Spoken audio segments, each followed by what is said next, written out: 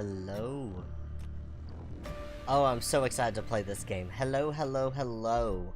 I've got the menu up, and oh my goodness, the music is so dramatic on this game. But hello, long time no stream. This past week, we went to Dragon Con, just to catch everybody up a little bit if you haven't seen on socials. So that's what I was busy doing. I was uploading to YouTube, but of course, no streaming took place. It's been a little bit since we streamed. The last couple things I was playing was the crime scene cleanup, which I love, and we are going to get back to.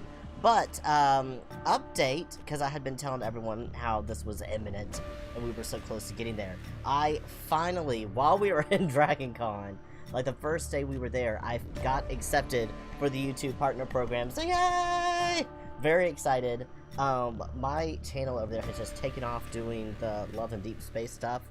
And I kind of should have known that those genre of games do well, especially on my channel, because the other two things I did popularly years ago were Dream Daddy and a very little known dating sim called Your Dry Delight. If you haven't seen those, check them out on my channel. But those went over really well, better than a lot of my other content, and I really enjoy doing those types of games. Well, this is clearly the niche that we're going towards. So, in that same vein, my streaming will still be random, whatever I want to stream, but the YouTube is going to be mostly focusing on the beautiful, beautiful lads in these dating sims and such. And me playing otome games and making them as gay as possible. It's hilarious. So I also, if you haven't seen it, I have new merch. And one of them is a shirt. I think I put it on a mug too, but it's a shirt, and it says, I turn otome games into BL. Because I have confused so many people with my playthrough of Love and Deep Space because I have a boy name. I made my character as androgynous as possible so I didn't have to play as a girl, even though in almost all these games you play as a girl. It's very rare that you find an LGBTQ game. And also otome in general, the genre, is made for women. So like, I can't blame the developers, it's literally genre, but as a gay man, like, I just want to play as dude, you know? But anyway, that being said, so there's new merch, so check out the merch. We're now officially making money on YouTube, so woo, here we go. And we're gonna play. I've got a lot of demos of some really good dating sim games and otome games that I'm excited to be playing. I've been in contact with a couple indie developers as well, so I might be getting some other games soon, I'm hoping. Fingers crossed, we'll see. I have a couple different ones that have been communicating with me, and one that I reached out to, so we'll see how that goes. Anywho, TOUCHSTARVED. Let us switch on over. Look at these gorgeous, oh, my face is in the way. Hold on, I am blocking one of these beautiful people. Face. Scoot my camera. Where's my main camera? There we go. I'm putting myself down here for a second. There you go. You need to be able to appreciate all these beautiful faces, okay? The artists went above and beyond for us, okay? Just appreciate this. If you do not know about TOUCHSTARVED, you are in a good place, because I don't know much either. I have been following this game for a very long time, but since it hasn't fully released, which I'm hoping it does soon, we just have the demo version, which actually the demo came out a couple months ago, if memory serves me correctly, early this year. I just missed it, apparently. I was too excited and had the other one wishlisted on my, Steam, and just completely missed that the demo had come out. To be fair, I've had a lot of stuff going on this year. But, that being said, look at these gorgeous people. The one with the ears, the one with the ears. I already love that person, and the one, of course, in the middle. They look like it's some sort of demon or something, and y'all know I have a problem when it comes to the naughty boys and the bad boys. I have very bad tastes. I want the most problematic one, and that's who I want, usually. The most chaotic, trouble child is usually who I'm attracted to. So we're gonna see how this goes. Now, I do try to be very well behaved, and try not to pick things too spicy, because I want to be friends with Twitch and YouTube. I do not want either of you to be mad at me. From what I can tell, this game is not like, does not have any nudity or anything that should get me in trouble. I am going to check the settings real quick. English, full screen with fine. Text. That seems fine. Skip mode, read only. Yeah, sure, whatever. Sound. Okay, I don't seem to have any streamer options like safe mode or non-copyright. So who knows if this music is getting claimed right now. For now, I am going to move my little face back up. I don't know. The graphics of this game are just, I'm already in love. Anyway, hopefully it was good. This game is rated more mature, for violence and suggestive stuff, but it did not say nudity, so hopefully we don't have to censor any of this for it to be posted afterwards. But anyway, new game. Let's see how this goes. Disclaimers. Oh, here we go. Okay. Alright, should turn the music volume down. This probably would have been nice to know before I had the music just streaming on the menu, but that's fine. Okay, turn on the volume in order to disable copyright music. This is a demo and not the finished product. Yes, we do know that. Thank you. Okay, thank you. Thank you, Red Spring Studio. TOUCHSTARVED is intended for older audience. It contains mature content that includes, but is not limited to, horror, graphic violence, strong language, alcohol and drug references, injury, and dismemberment. Player discretion is advised. Again, all that should be fine with terms of service, so I'm fine with that. If you accept the content warning, please click to proceed. I will click to proceed. Tutorial. Okay, in TOUCHSTARVED, your choices matter. The decisions you make may result in unique dialogue, interactions, or even choices in red text which contain exclusive content. Try playing through the demo more than once and choosing different options. You might even uncover a secret ending. I like secret endings. And remember, there are no wrong choices, only interesting ones. Choose wisely, save often. Oh, great. Oh, great. I'm gonna fuck this up, aren't I? The Tism in me has a really bad... if you haven't watched me play visual novels before, you'll know I am very bad at picking the correct option, because I either read too much into what the options are or not enough, and I just assume it's very straightforward and it means this, and then the character will say something else and there's unintended consequences, and yeah, but at least it's a short demo, I think, and we can play it multiple ones. So okay, we'll see. We might have to play this multiple times to get who we want, or at least to make progress with who we want, because I don't know how far this demo goes. It's just the prologue at this point. Left click, progress, okay, that makes sense. Mouse wheel up, rewind, progress, okay, space bar, hide the UIs, okay, straightforward, thank you. Choose your name. Well, of course I'm going to be Wilhelm. This is what confused everyone when I play the Otome games, because I always am Wilhelm. It's a girl character, and I'm always playing my own name, and it just confounds everyone. Choose your pronouns. I can actually pick my pronouns. It makes me so happy. Oh, look at this. I love the inclusivity. He, him, and boy. Okay, and I promise I won't do voices for everybody, because I feel like that just kind of ruins it, because I am not a professional voice actor, and I am not that talented. But I will read some of it. Okay. This world began to unravel long before you were born. It began with fogfall. Spectral mists bled from the seams where reality wore, so thin it split. And from that fog emerged monsters, inhuman beings with unnatural powers. Some possessed language and intellect. Others were mindless beasts driven by little more than the desire to slaughter. As cities fell and unrest spread, humans united in their fear, while monsters thrived in the chaos. And then there's you. Then there's me. You're not even sure if you're human. You were born cursed, with hands that alter the minds of anyone you touch. Choose your backstory. Ooh. Color me intrigued. Select your origin. Okay. The Unnamed, a fallen oracle. You were raised as an oracle in a remote temple. The priests claimed your touch bestowed enlightenment, but a visiting mage revealed your curse for what it is. Following the mage's word, you fled in search of the cenobium. You regularly experience unnatural premonitions that rattle your body and soul. An innate sixth sense gives you a heightened awareness of hidden supernatural presences around you. Interesting. You've got your third eye going on there. The Hound, a forsaken thief. You were raised by society's outcasts, criminals who accepted you when nobody else would. Your partner in crime, a friend since childhood, helped you steal enough money for a cure, then betrayed you. They left you with only enough coin to travel to the Cenobium, your last hope. I don't know what the Cenobium is, but I'm guessing it must be the goal of this. You have sharply honed social intuition. Oh, this one's not me!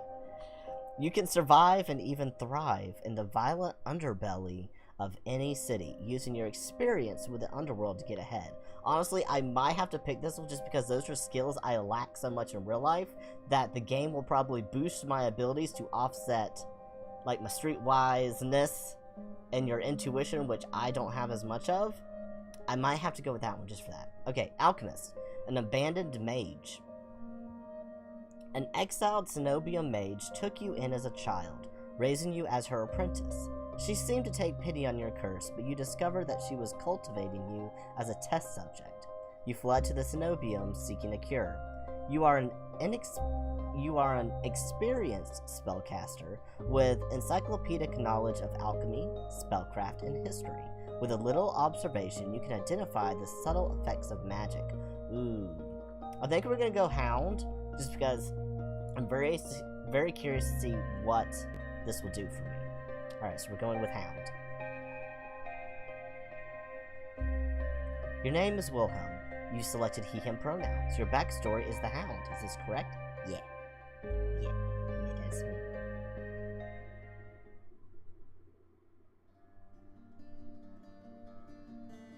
Also, I should probably see, can I do the options here? Okay, here's the sound. They said the music, I need to turn the music down. You know, I'm gonna, can I just make it low? I really like the music, but they talk about being copyrighted. I am afraid about getting copyright claimed. So we'll see. Alright. The wasteland stretches as far as the eye can see. There's nothing out here but death, the ever-present stench of decay, and countless sun-bleached bones cast like seeds across the barren land. I can say death doesn't scare me, but to tell the truth, I'm desperate. It's been 2 weeks since I joined a caravan bound across the wastes. Finding a group that would accept me was a trial in itself. As rations grew sparse and my canteen ran dry, I began to despair. Then I saw it. Is that where we're going? Is that the city?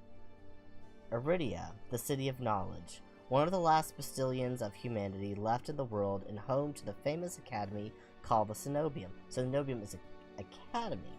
Okay. I didn't know if it was a city or what. All the world's knowledge gathered in one place. If there's anywhere I'll find a cure for my curse, it's there. One of my curses is really good though, and I can like use it usefulnesses. All that stands between me and a cure is a final stretch of salt-soaked waste, or so I think until I see the first tendrils of fog snaking beneath the wagon. Well, that's not good. That seems dangerous. Bones! Is this fogfall? My stomach sinks at the very whisper of it. A silent storm more devastating than fire. Dangerous in cities, but a death sentence beyond them. A thick blanket of fog engulfs us, smothering out the lantern's light. The wagon lurches to a stop. I promise I know how to read. An eerie silence, heavy as the mist, falls over us. The only warning we get is a strangled scream. Oh no. Okay. The cry dissolves into wet gurgling. No, I think someone just died. There's been a murder. There has been a murder already in this game. No, our wagon! Then the wagon violently pitches to the side. I hit the ground hard. The air punched from my lungs. When I opened my eyes, adrenaline lends sudden, awful clarity to the carnage around me. A traitor... Thanks, Moose, for the scream. I have to appreciate the goats on screen for a second. Thanks. A trader I once shared bread with lies face down in the mud, their back reduced to long strings of torn muscle, gleaming gristle, and exposed bone. Bodies litter the wasteland. Well, I think they dead. I think they died. Oh! Hello. The carnage around you. It is, there's just dead bodies everywhere. Just straight up murdered a person. I try to rise when my ankle explodes with pain so blinding, white blooms across my vision. Only when my eyes adjust do I see the dark shape in front of me. Is this a dateable monster? Because this looks like a murder monster. They got like an arm growing out of their head. Oh, nope, that's their face. Oh, you're beautiful. A soulless stoops over the twisted form of a caravaner. I freeze, but it swivels its head. A dozen bulging eyes twitching in my direction and blink as one. That's Daddy. No, that's not Daddy. That is not Daddy. No. I don't like it. No. Oh, these are fingers. Look, these are fingers. Oh, I love the artwork. Excellent job. It's terrible. Oh no. The soulless lets out an ear-splitting shriek and runs at me. But right before it reaches me, the beast barrels past, vanishing into the mist. Distantly, a horse screams in the dark. I thought it was like a horse, like, but it's spelled. Yeah. Horse screams in the dark. I need to move now. It murdered a horse. Makes me want to do splits on his neck. What is wrong with you? No, those fingers are not for that purpose. No! Run for the city, head towards the wagon? Why would I want to... I need to move. Why would I... My wagon is crashed. Why would I want to go towards the wagon? My friend is dead. I'm going for the city. I don't know... Do I need something from the wagon? The wagon fell over. I'm just gonna go for the city. I don't... Head for the wagon is the obvious choice. Well, now you say it. Why would the wagon be the obvious choice? Well, feck. Okay. And I didn't even save before making my choice. I suck at this game already. I told you it was gonna go bad. Because your obvious choice is not my obvious choice, apparently. Take off, running deeper into the haze like a lunatic. The fog is so thick that I fear I'm headed in the wrong direction, until I see a dim pinprick of light emanating from the shadow of a spire. It's faint, but it's enough. I came too far to die here. See, that's what I thought, just run towards the city. Rapid footsteps echo all around me. I run in circles, frantically searching the opaque mist for the source, but the fog fall twists and stretches sound. I'm about to die, aren't I? I'm about to die, aren't I? Suddenly, the caravan's driver bursts forth from the fog. Our eyes meet too late. He slams into me, knocking me to the ground, and slips in a patch of mud. The soulless... And his name is John C. No! No.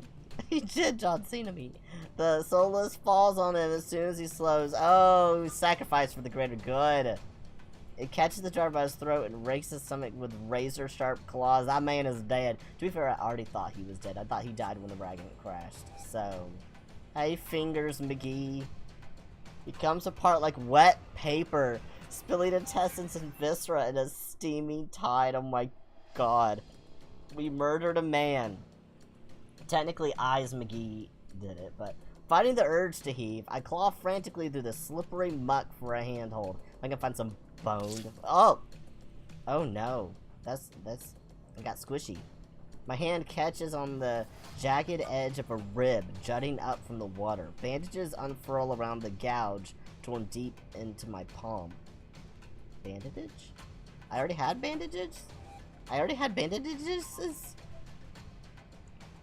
The pain's quickly forgotten when a hand closes around my wrist. Is it a zombie? Oh! Can you stand? Traveler! Traveler from an ancient land, save me! My eyes are blurry! Oh, my eyes are no longer blurry! One of the travelers from the caravan leans over me. Save me! We need to run. We do need to run! Is that my hand? What the fuck is wrong with my hand? Why is my hand broken? They reach for my hand. I realize too late that my bandages have come undone. Oh, the bandages are they hiding? Is that my curse? Is that why it's called TOUCHSTARVED? Because my hands are cursed, and when I touch things, I got gold on my hands, so we gotta hide my hands. I'm putting it together, y'all. I'm a little slow, but we're figuring out. Okay. No, don't touch me. Oh yeah, because if I touch things, it's like Midas or something. I mess things up. The sensation of the thumb brushing the back of my hand sends a shiver down my spine. It's been so long since I've felt a human touch. Please, please. All it takes is one touch. In the space of a breath, my curse takes hold. Oh, I'm about to curse this person. Oh no, their lips fleck in a deranged grin. My touch is bad touch. I have Bad touch. Oh no. Oh no, no, no. Oh no, what have I done? I makes them go crazy. No, I've seen this face countless times before. This is my curse. Madness of my own making. So I drive people mad if I touch them. The grip of my hand tightens until pain radiates from my knuckles. Oh no, let me go. Suddenly, clammy hands rush my throat, choking up my breath. No, we made the Joker. We did make the Joker! That's how the Joker got made. I touched him. No, don't tell me to die. Spit bubbles at the corner of their mouth. Flex. I feel like there's a typo there and I don't know how to correct it. The edges of my vision darken, my lungs scream for air. Scream for help, fight them off. Is help coming? I'm gonna fight them off. My nails gouge deep into the traveler's wrist, but no matter how much blood I draw, they don't flinch. Well, that seemed like the wrong choice. All my common sense choices are clearly the bad choices. One dangerous bolt for him. Yeah, shame on you. The more I struggle, the tighter their grip grows. My pulse hammers in my ears, slowing with each thudding beat. This can't be happening, I'm going to die. And not because of the fog fall or the soulless, but because of my own curse. Tears sting my eyes. No, not here, not like this. Oh no. The hands drop from my neck, leaving me wheezing for air. My lungs burn with each ragged cough. They're being very generous to me. I've pretty much murdered myself twice in this playthrough already because I make all the bad options. My vision clears and the traveler's face takes shape, hovering inches from mine, lips still split in that macabre smile. Even as blood seeps between their teeth. They give one last shuddering breath and slump over, the claws hooked through their stomach. Oh, did the soulless get them? The soulless shoves the body aside and the glowing eyes studying the leathery skin as though... Studying its leathery skin thin as though grinning. Oh, the eyes thin. I knew it was Daddy. No, he's not Daddy. No, he's not Daddy. There will be a Daddy in this game, I guarantee, but it's not Soulless. Soulless Eyes Magoo. Creepy ass bitch. Alright. Oh, I didn't like that crunch. That sounded like my bones. There's a flash of claws. Red spills across my vision. It was my face skull. I thought there'd be pain, but as I sink into the murky water, all I can feel is the grit of silt filling my mouth and the icy embrace of shallow water. Distantly, I notice an arm resting among an outcrop of reeds. Mine, neatly severed at the elbow. No! Hey, that's one way to give her the curse, if we chop off our arms. You gotta look at the positive, okay? If we don't have our arms, maybe we're not cursed. It should have taken both arms. Without them, maybe I could have survived. Maybe I could have had a home. Exactly. Instead, I'll die cold, alone, and face down in a desolate wasteland. A fitting end for a monstrosity like me. Wait, did I literally make all the bad options and die? No? If this is death, it's not as bad as I feared. The cold is gone, as is the choking stench of bog water. This white is so bright. Oh my god, I'm going blind. I could drift forever, cocooned in oblivion, until all thought and sensation vanished. No curse, no body howling at me in madness and terror. Nothing at all. The thought has a terrible appeal to it. Up! But the next moment, I take a reflexive breath. Air pours into my lungs, then out again in a ragged gasp. Feeling comes flooding back. Warm cloth on my bare skin, a firm surface underneath me, a strange tang of sulfur in the air. Who's talking to me? Is it angels? Who's saying do not be afraid? That's what angels say. It is an angel! Twist my head towards the voice. Tears flood my blurry vision at the bright glow of lamplight. Try not to move. My vision is blurry again. I can't see you. The voice is calm, steady, and commanding. But more importantly, it's a stranger's voice. One thought cuts through my mental fog. I have no idea who this is, and I'm completely at their mercy. Yeah. Stay away from me. My words come out little more than a creaky whisper. I clench my mouth shut, hating how weak and helpless I sound. No. No. Who the hell is this? Sit up, lie back down. I feel like if I sit up, I'm just gonna pass out, so maybe I should just lay down. I'm, like, mostly dead. This person clearly saved me, so I'm gonna lay back down. Let myself slump back against the thin pillow, wincing when the motion jolts my head. Ah, cooperative patient. Thank you. You a doctor? The words swim in one ear and out the other without much comprehension. I pull the sheet up higher, wiping my eyes until my vision clears. My eyes can get unblurry. Hello! Oh, you are pretty. Ooh, look at your hair. You have gorgeous hair. The stranger towers over my prone form. Warm light reflects off his pristine medical coat. Is it a medical coat? You've got tiny vials. I like you. You are pretty. I like your little vials. You are a pretty person. I instinctively shrink back, and that's when I notice that I'm completely naked except for a thin linen sheet. I'm naked. I'm indecent! Don't look at me! I'm indecent! Naked lying on a low cot with a pair of sharp golden eyes watching my every move. The man's gaze flickers to my exposed, unbandaged hands. No, don't look at my shiny hands! I'm the most shy about my shiny hands. Don't look at my hands. Wait, hands! I'm only supposed to have one of them. Did you give me my other one back? Because I just lost one. I should have hand. I plunge my hands...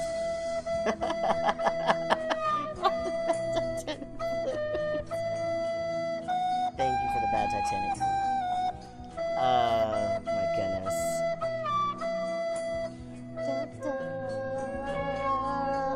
Alright, I plunge my hands under the sheet to hide them from sight. Although it's too late. He must have noticed what they look like.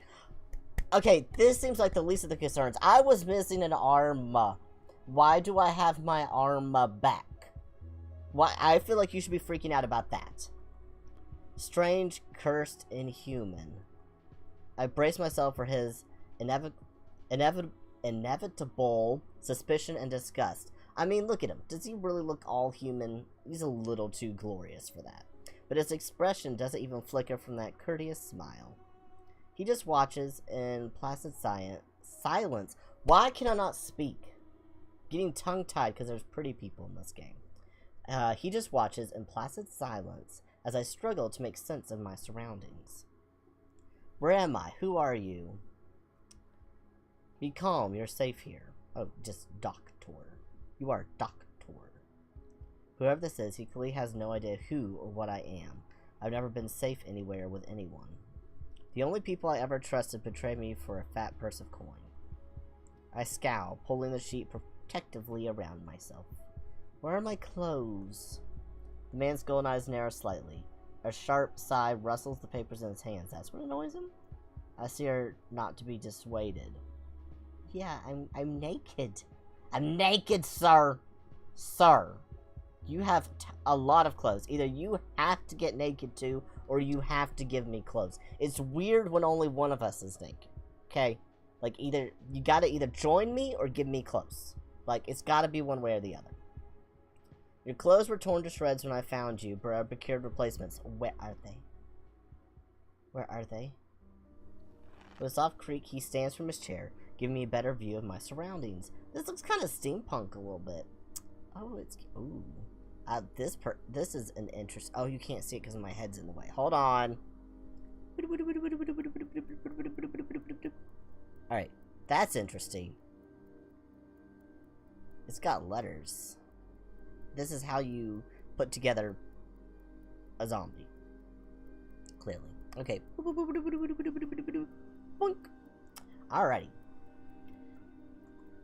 I seem to be in some sort of medical clinic. Bottles of silvery alchemical concoctions line the counters in neat rows. Okay, I can read that sentence just fucking fine. The air makes my nose twitch, and we're back to not being able to read. A faint whiff of smoke and something distinctly metallic that I can't quite place. Hello. You are very gorgeous.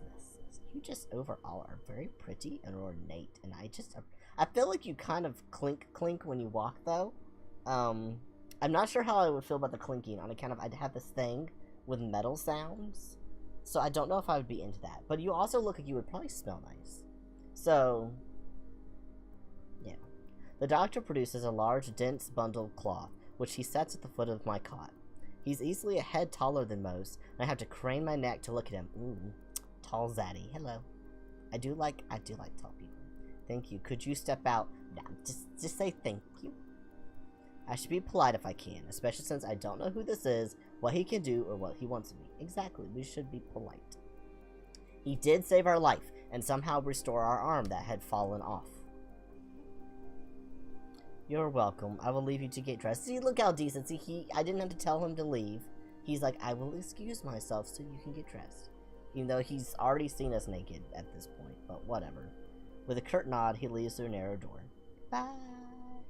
I hear a soft click as the lock door. He locked me in! I count to 3 in the sudden silence. When I don't hear any more footsteps, I reach for the bundle of clothes. An itch on my elbow stops me short. I reach down absently to rub it, then freeze when my fingers meet a neat line of stitches. So he literally sewed it back on. I know what I saw. That beast took my arm clean off. Exactly! Thank you for finally remembering we did have an arm! And yet my arm shows no sign of injury, apart from the black stitches poking through my skin. I gingerly flex my fingers, feeling my heart race at the sensation. This is impossible. I should be dead, or at the very least, gasping out my last strength. Or breaths. Gasping out my last breaths. I squeeze my eyes shut, waiting for the pleasant dream to unravel, to wake up bleeding out in the swamp. But nothing happens. The seconds tick by, and my arm remains resolutely healed, my surroundings pristine and quiet. In numb disbelief, I reach for the replacement clothes and begin stiffly pulling them on. They're thicker and warmer than mine were, with a black woolen cloak to go with them. There's one thing still missing, my bandages. Yeah, you can't hide your spicy arms anymore. The Golden-Eyed Man didn't leave me with any, even though I know he saw my hands. I slide off the bed and take a few unsteady steps towards one of the drawers. If this is... Y'all gonna hear my Georgia sometimes, I'm so sorry. If this is indeed a doctor's clinic, there must be bandages somewhere. I start opening drawers. Drawers? Drawers. Drawers? Is drawers? Is that how you normal people pronounce it? I start opening drawers at random. And of course, that's when the door swings open once more. I got me spying! Are you looking for something? I'm so sorry. I whir around, clutching my pearls. Clutching a thick roll of clean bandages. I try to step back from him, but my legs bump against the edge of the cot. Your caution is understandable, though if I meant you any harm, you would know. That doesn't make me feel better in the slightest, but he makes no move towards me, so I quickly wind the bandages around my hands. The glowing scars and mottled skin disappear under a layer of clean white cotton. May I ask why you need additional bandages? I clenched my jaw. I knew it would only be a matter of time before he asked about my hands, though the way he does it is strangely roundabout. Say nothing, glare at him, decline to answer. Decline to answer and say nothing mean the exact same thing. I'm gonna just decline to answer. I don't want to just glare at him, because he doesn't really mean anything by it. I don't want to just sit there and be like, I'm gonna decline to answer. Maybe that means I will say something else. This, I'm assuming, is silence. Glaring at him, and of course, is just being aggressive for no reason. Decline to answer, I'm hoping we will say a response, just not the direct answer. Well, that's a very personal question I don't really want to answer. Okay, that's fair enough. Is that so? Surely you realize I can only help if you tell me what ails you. Hello! Hello in the chat. How you doing? An involuntary snort of laughter escapes me. Where would I even begin? Would he even believe me if I told him? No, best to keep my curse to myself for now, and learn more about him first. Who are you? Oh, names I have to figure out how to pronounce. You may call me, is it Curris? Do you think it's Curris? Curas. Hold on, okay, I gotta tell y'all a quick story for a second. Okay, so, like I said, we went to Dragon Con last week. We went to Dragon Con, and there was this one panel that was late at night. It was like a 18+ after dark thing. That was a voice your own Otome game. And what they did is, the panelists had an existing game, and they would just play through it like this, and they had mics set up. And people would get to take turns reading the lines for the characters. And it was not serious at all. I went there because I didn't actually know what it was going to be, if they were actually recording real lines, because I have been to events before where they've actually recorded things live to use. But no, this was just absolute nonsense for fun. It was amazing, spectacular, and I hope they do it again next year. But I did it. I went up there twice to do voices. And the game that we did, the Otome game, was, I'm going to forget the name of it. Hateno Boyfriend or something like that. It's the Pigeon Boyfriend one, where you're a girl, you're the only human in the game, and all the other characters are pigeons. And it's absolute nonsense. But one of the voices, the second time I went up there, one of the voices that I did was extremely country. Extremely country. And apparently the character I got, because I had never played that particular Otome game with the pigeons, but some of the pigeons are very fancy, and elegant, and they would just randomly, the panelists would just, as people appeared on screen, she would just go around the table and assign you, like, okay, you're talking as this person. You didn't get a pick. And I had already picked that was the accent I was going to do, no matter which character she gave me. Well, she gave me this one that I think is supposed to be French, and kind of like upper crust, looking down on others. And I tell y'all, I did the most redneck country voice like this, and I mispronounced every single goddamn thing on that screen. Every single name, we went real country with it. And that's what I did, and that's how I read the lines, and people were just laughing. Like, the girl next to me, she couldn't even read her lines, because I was making her laugh so hard. She's like, I just can't with you. I can't. But that's how I feel when I see names, and I don't know how to pronounce them, because it's either a made-up name, or a name from another language that I'm not familiar with. That whole story was this: I don't know how to pronounce Kuras. I don't know if it's Curis. Is it Curis? But my country goes to be Curas. Oh, why am I a disaster? I'm just a disaster. Chorus. It's chorus. Is it chorus? You think it would be like I want to say like Curus, like almost like a Keurig. I don't know how these vowels will sound. Chorus? I almost just want to pronounce it like musical, like chorus. But I feel like it wouldn't be an O, it would be a oo sound, so Curus. Almost like the cure. Because he's a doctor, it's like Curus. I'm gonna try to go with Curus and pronounce it as if it's a CURE/AS, like Cure S. That's what I'm gonna go with, I think. Or like Korad? Kuras? I don't know. We're gonna go with Curus, because he's a doctor, and I might be able to remember that when I'm reading it out. And if I'm wrong, developers, I am so sorry. I am messing up your character's name. I'm stupid, and I need a phonetic dictionary, please. Please make a wiki page on how to pronounce them, because I'm stupid, and I don't know how. I'm a dumb American from the South. We don't know how to pronounce things. Okay. You may call me Curus. That's not the right button to click to advance the story. And where exactly am I? Iridia, which I assume was your caravan's destination. I could think of nowhere else for a group of travelers to go. Yeah, well, eyes. I like his eyes. Iridia, so I made it to the City of Knowledge after all. I should feel relieved, but all I can manage is a vague sense of increasing unease. How did I end up here? I brought you to my clinic, of course. You're the only survivor from the caravan, barely clinging to life. You needed immediate treatment. Which you provided? I'm assuming. Yes. He says it so simply, as if I'm a small child and he's explaining basic addition to me. He kind of needs to, because I'm dumb.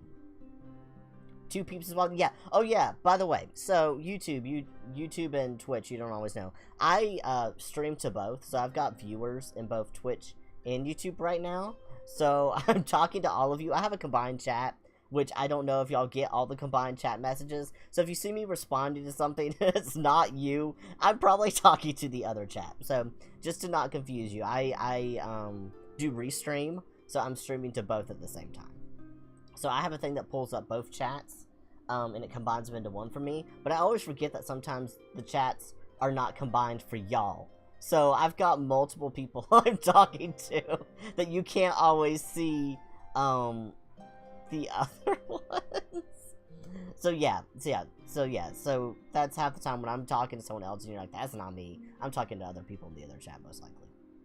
Okay, I frown and flex the fingers on my recently healed arm. Aside from being a bit stiff, it feels fine, thoroughly attached to me. That's a good thing for it to be doing. You're saying that you stitched my arm back on? Pardon? A soulless attacked the caravan. It ripped everyone to shreds. It tore my arm clean off. But when I woke up here, I trailed off, bewildered. I've never heard of any magic that could heal a mortal wound like that. What kind of person could do such a thing? The doctor, curious, pinches the bridge of his nose. He sits back down in his chair, quiet for a long time. I do not know where you come from, but Iridia is a city of knowledge and deadly secrets alike. Information is power. It is most unwise to give or receive it freely. Since you have refused to divulge your secrets, I will not divulge mine. I do not even know your name.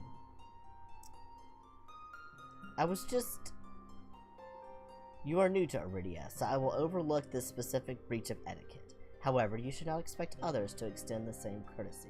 Oh, I've been rude already. Do you understand? He looks pointedly at my freshly bandaged hands. Loath though I am to admit it, he has a point. I'm also a complete stranger to him, and if he's telling the truth, he saved my life. I take a deep, steadying breath. This time when I speak, I sound a bit more like myself. Wilhelm. My name is Wilhelm. It is a pleasure to meet you, Wilhelm. There's a little more warmth in his smile, his polite demeanor back in an instant. Why did you save me? Thank you for saving me. I really do want to know why, though I feel like he literally just said, like, common courtesy, you know, like, be nice.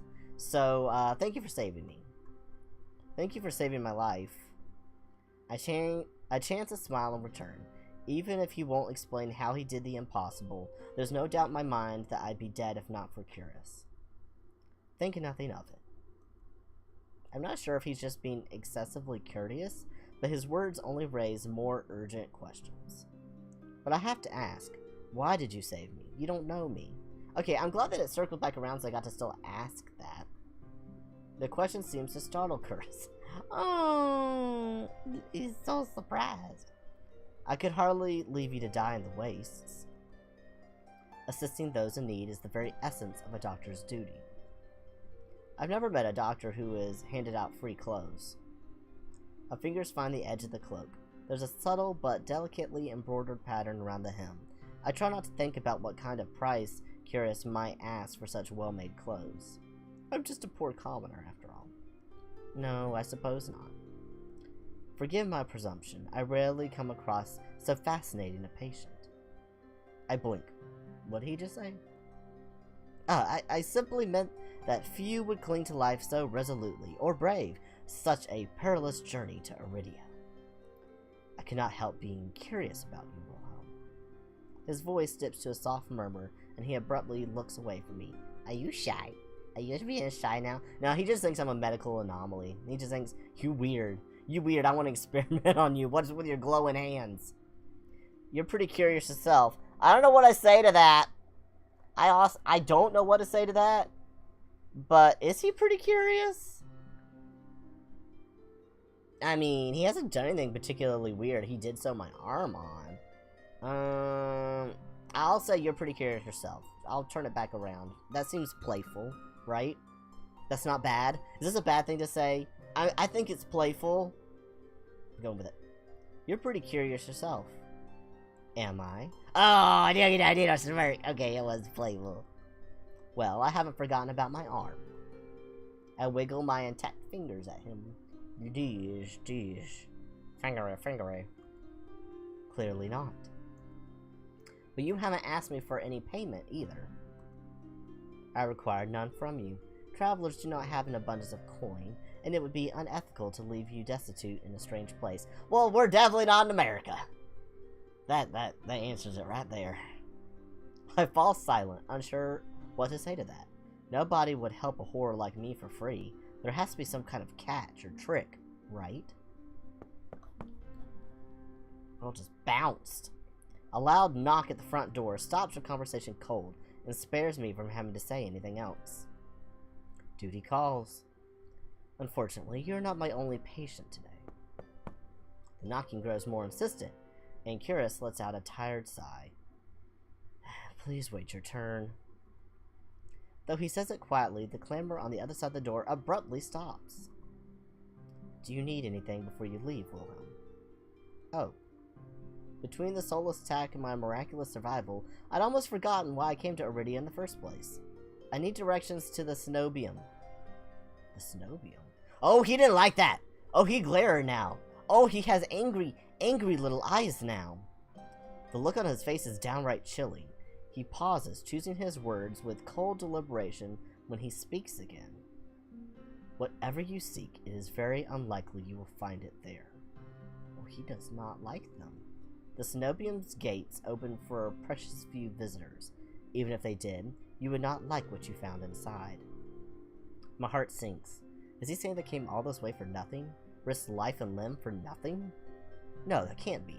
I've only just arrived, and Iridia is the largest city still standing. There has to be a cure for me here. Then if not the Cenobium, where would you suggest? Do you know anyone else in Iridia? I shake my head. Then I suggest a local guide. Head to the Wet Wick and ask for Leander. The Wet Wick. We'll come up with some puns for that. Alright, Leander. Excuse me, the Wet what? The Wet Wick. He sounds deeply unamused. Oh, he doesn't like the jokes. Follow the postings advertising Leander's bloodhounds. They are difficult to miss. When you meet Leander, tell him I sent you. Is he a boyfriend? That isn't much to go on, but Curious points towards the clinic's back door. The Wet Wick, where you two can wet your wick. Exactly! You'll be safe so long as you do not draw attention to yourself. Do I stand out that badly? That's easier said than done. I've always been a magnet for the worst of attention. If you require my assistance, you may return whenever you wish. Though he's smiling, there's a note of finality in his voice. Resigned to my dismissal, I slip out the back door.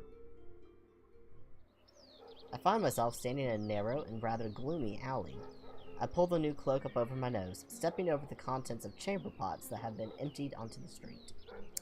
Ew. Something weighs heavy inside one of the cloak's pockets. My coin purse. Everything is still inside, every last coin I've scraped together for the journey to Iridia.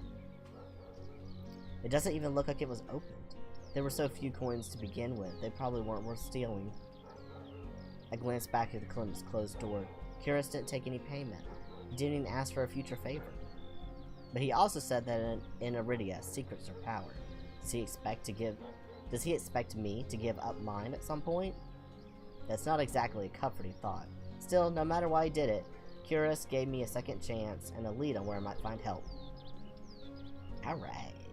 Better get going before he changes his mind. I squeeze out of the alley and into the crowded main street. The line outside Curious's clinic stretches down the road already. Two thin peddlers queue alongside the weathered elders. If any place is in desperate need of a free clinic, it's this one. The cobblestones are treacherously rough under my feet, deep grooves worn between them by regular flooding and decades of hard use. I knew Iridia was a river city, but I didn't expect it to look so eroded. The buildings are tired and dilapidated, all crammed together in narrow streets. A child darts by, clutching something greasy wrapped in paper. The smell of fried food drifts over to me. My stomach gives a faint gurgle. This is how my tummy makes. This morning's catch, fried up, hot and fresh. Not too many eyeballs today. That sounds disgusting, but I'm starving, so I duck my head under the stall's grubby awning. A large fish leers up at me, its three bulging eyes still visible through the thick layer of crispy batter. The vendor gives me a gap-toothed grin. What's the cheapest thing you've got? The vendor points at a metal basket with what looks like long strips of savory fried dough. Fresh long lads, 3 copper apiece. Don't burn your mouth. I take the coins out, counting them gingerly. At this rate, I may not even be able to afford dinner. Reluctantly, I drop the payment on the counter and take my meal. I'm poor! 2 streets later, I pass under a wrought iron archway adorned with dangling garlands of red and pink lilies. This is very pretty. The buildings in this quarter are a dizzying riot of color, painted walls and tinted glass everywhere I look. Sheer red and pink curtains flutter in open doorways. Musical voices call out invitingly. Incense mingles with the pungent scent of flowers, barely covering the salt and musk of warm bodies. This must be Iridia's entertainment district. I'm polishing off my food and dusting the crumbs from my hands when I spot a poster. It features the silhouette of a smiling man wearing a single dagger-like earring and the word Bloodhounds printed above his head. A motto, as above, so below, circles the artwork. That doesn't make any sense. If Leander is the leader of the Bloodhounds, then the face print on the poster is likely his. I follow the line of identical posters around a corner and nearly hit my head on a precariously dangling wooden sign. Looking up, faded orange letters read, "The Wet Wick." The facade of the building looks like it's seen better days, but I hear faint music and laughter coming from inside. Oh no, it makes sense. Does it? As above is below, or what? How does that make sense? Someone explain it to me. Explain it to me like I'm stupid. I don't understand it. I'm missing something.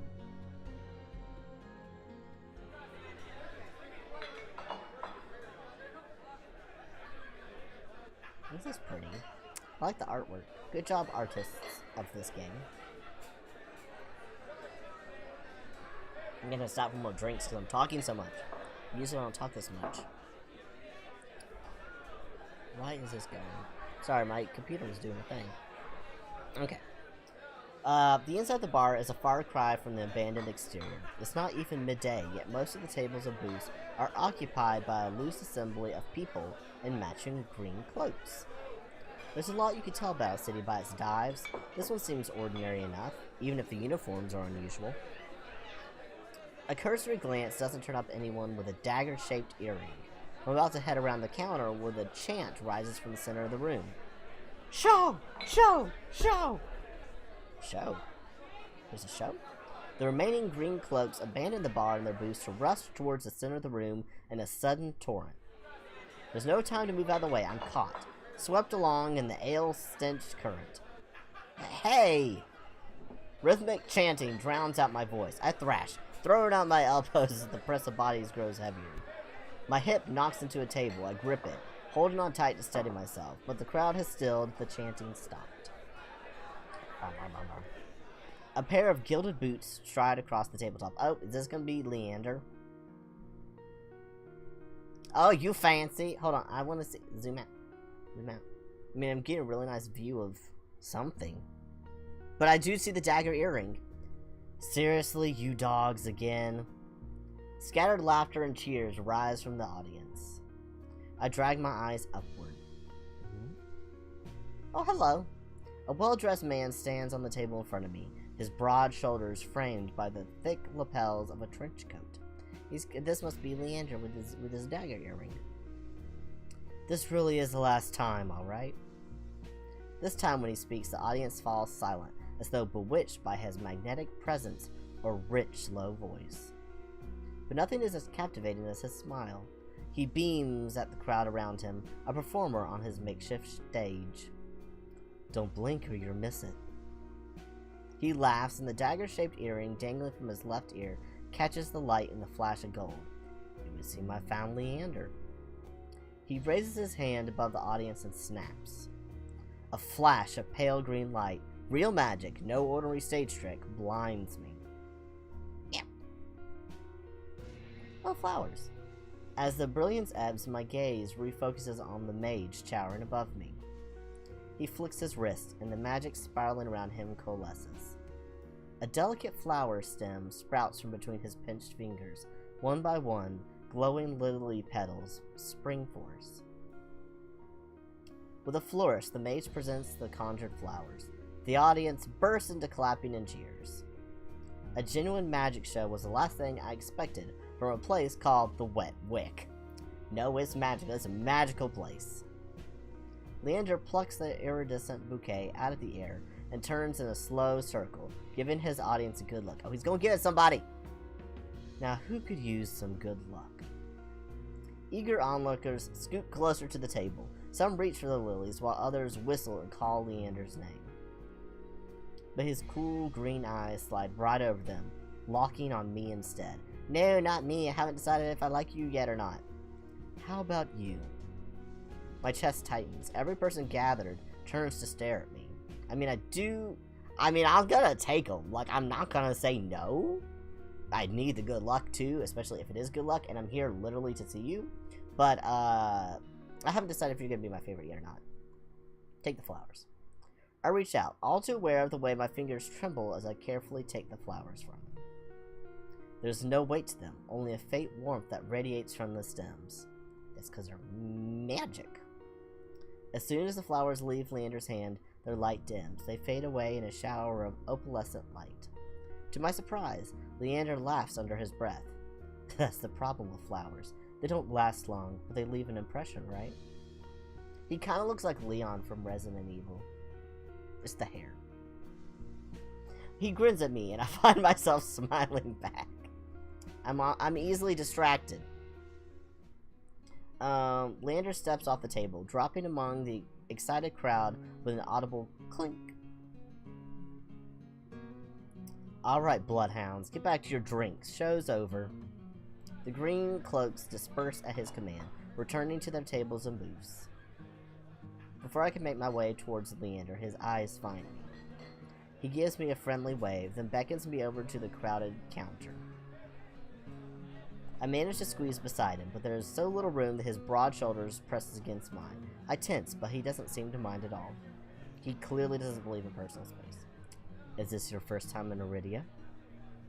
He says it lightly, with a genuine air of curiosity. Do I stick out that much? No. I'm certain I'd remember seeing a face as lovely as yours around Lowtown. Oh, you a flirt! You a flirt. My eyes flicker to the polished countertop. I'm not used to flattery, and being this close makes eye contact difficult. As if on cue, the bartender approaches us.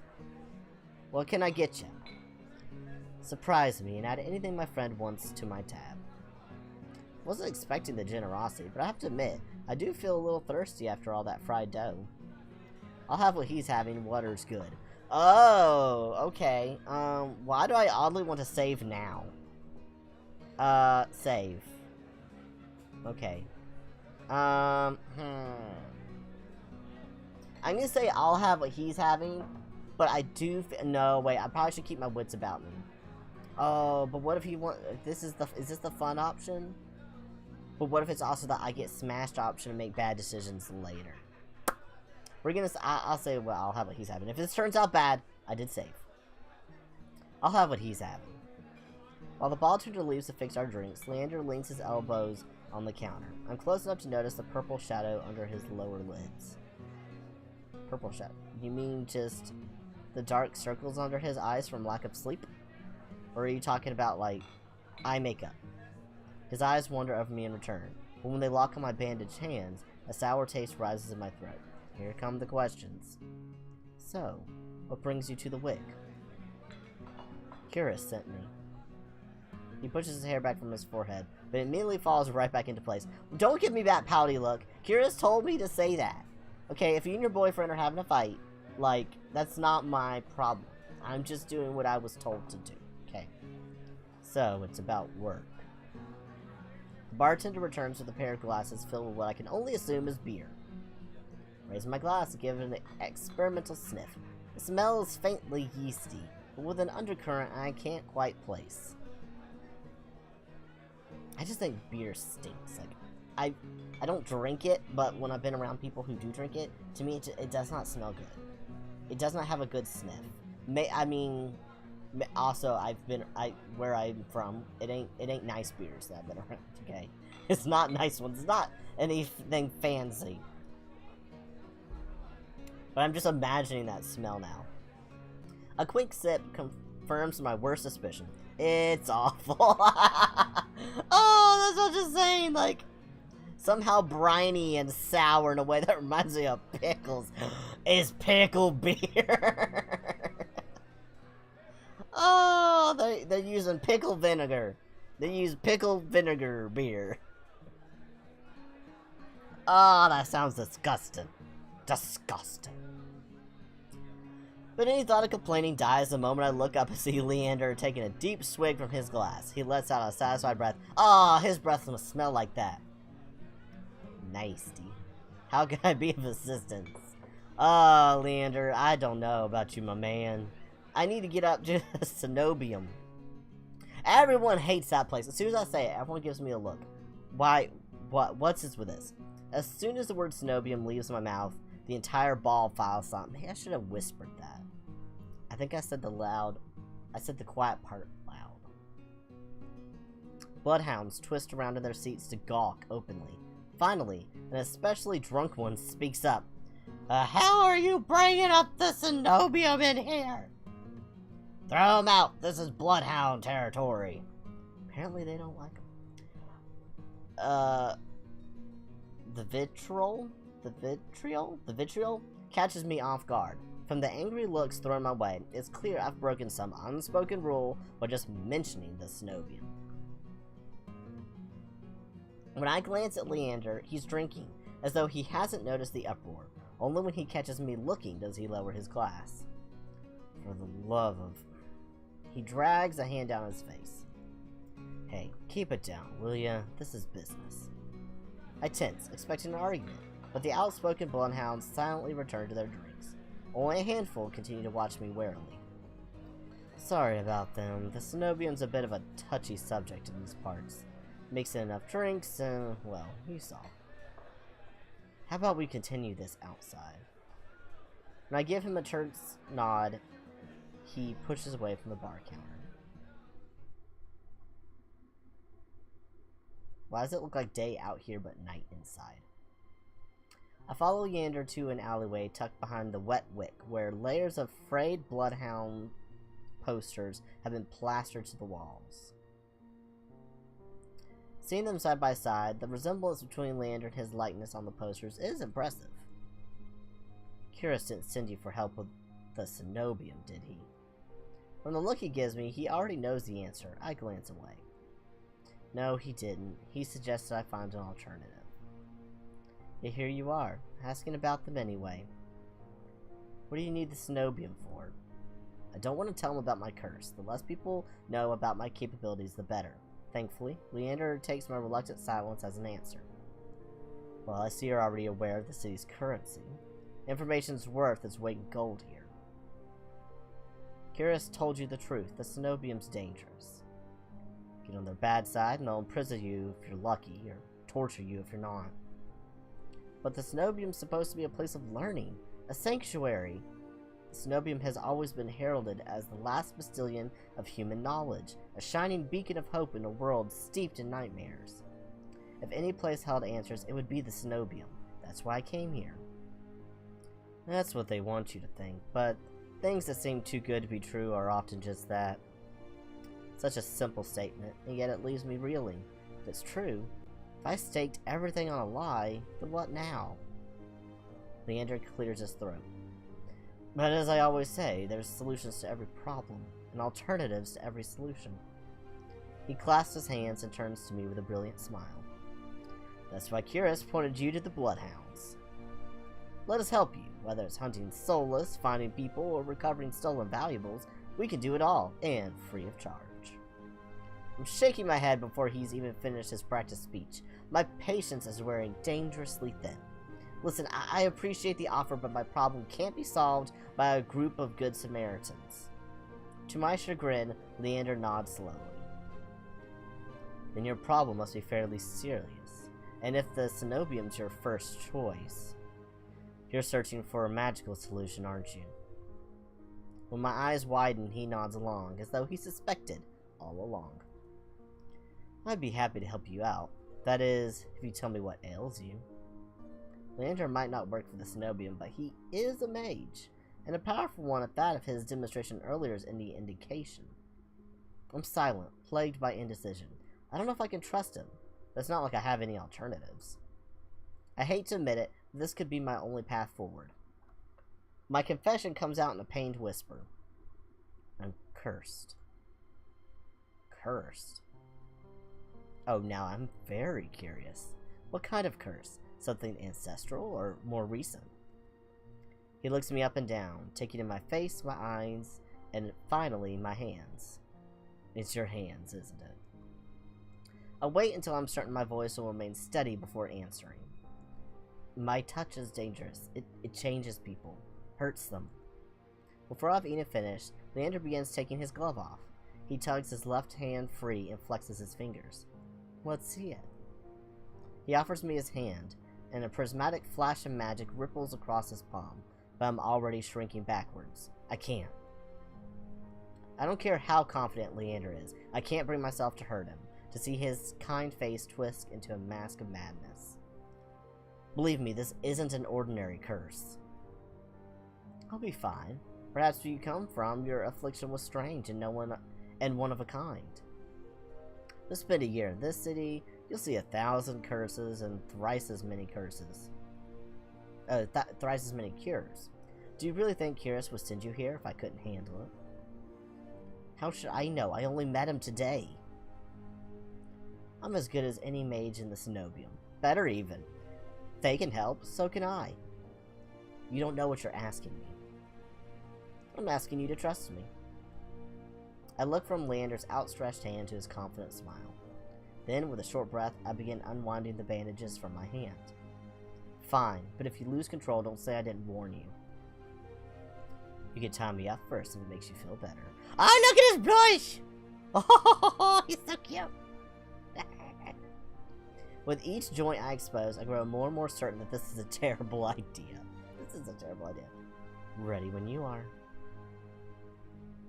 If he's bothered by the way my hand looks, he doesn't show it. My fingers hover shakily over his palm. 3, 2, 1. Hold on, safe. Okay. Oh no. Oh no. Okay, I'm just gonna touch him. I'm gonna touch him. It's gonna go bad, but I saved. I saved just in case it goes really, really bad. Touch him. This is a terrible idea. Touch him. I tap his palm once, as quickly as possible. It's barely more than a brush, but that's all it ever takes. When I look at his face, expecting to see the worst, Leander only grins. See? Can't be. This time when I reach out to touch Leander's palm again, he catches my wrist before I can pull away. I told you, there's really nothing to worry about. Oh, look at him blushing! He just wanted to hold my hand. He trails off when my thumb brushes the soft skin of his inner wrist. I search Leander's face for traces of madness, but his eyes remain a clear, soft green. That's the secret. He's already mad. It's like Alice in Wonderland. We're all mad here. You can't go mad if you're already mad. Color rises to his cheeks, but he remains still except for the subtle bobbing of his throat. You alright? Neither of us speaks. I trace the contours of Leander's palm, lost in awareness I wasn't prepared for. I've been with other people, kissed them, been embraced by them, and more, but not like this. My fingers, long deprived for years of bandaging, picking up every single detail, the grooves of his palm, the smooth shell of his nails, the pulse of his heart. For as long as I've lived, I've never been able to hold someone's hand, not without dire consequences. I never realized what I was missing until this moment. While Leander's pulse is steady, mine is hammering as fear gives way to excitement. Keep touching him like, I'm gonna let go.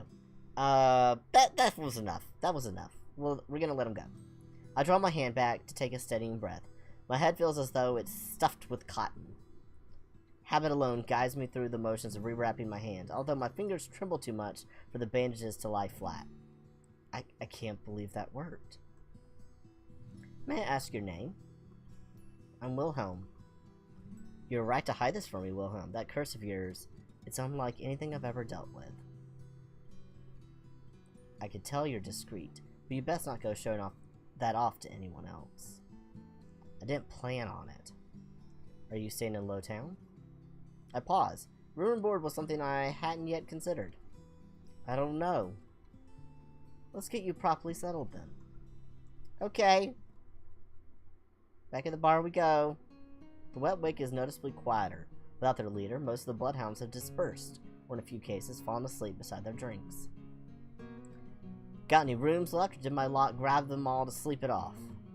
The bartender, who I now realize doubles as innkeeper, slides a key onto the counter. You know I always keep the corner room open for your escapades. Does he get around? Does Leander get around? Leander? Leander? Sir? Sir, with them bedroom eyes. Leander's laugh sounds slightly strained. Slot! Leander! Leander, you little man whore! Oh! Takes one to know one, and I see one on my screen. That's why you were so immediately all fleshy-eyed with me. You're such a flirt. I mean, I should have known. You were making flowers and handing them out to people. Oh. Uh-huh. And I always appreciate it, but you're mistaken. This is just for my friend, Wilhelm. Yeah, we're just friends. We're just friends. And then we held hands for like 15 minutes. You know, that's nothing. Sure, sure. Stay as long as you like. You two have fun. Escapades, huh?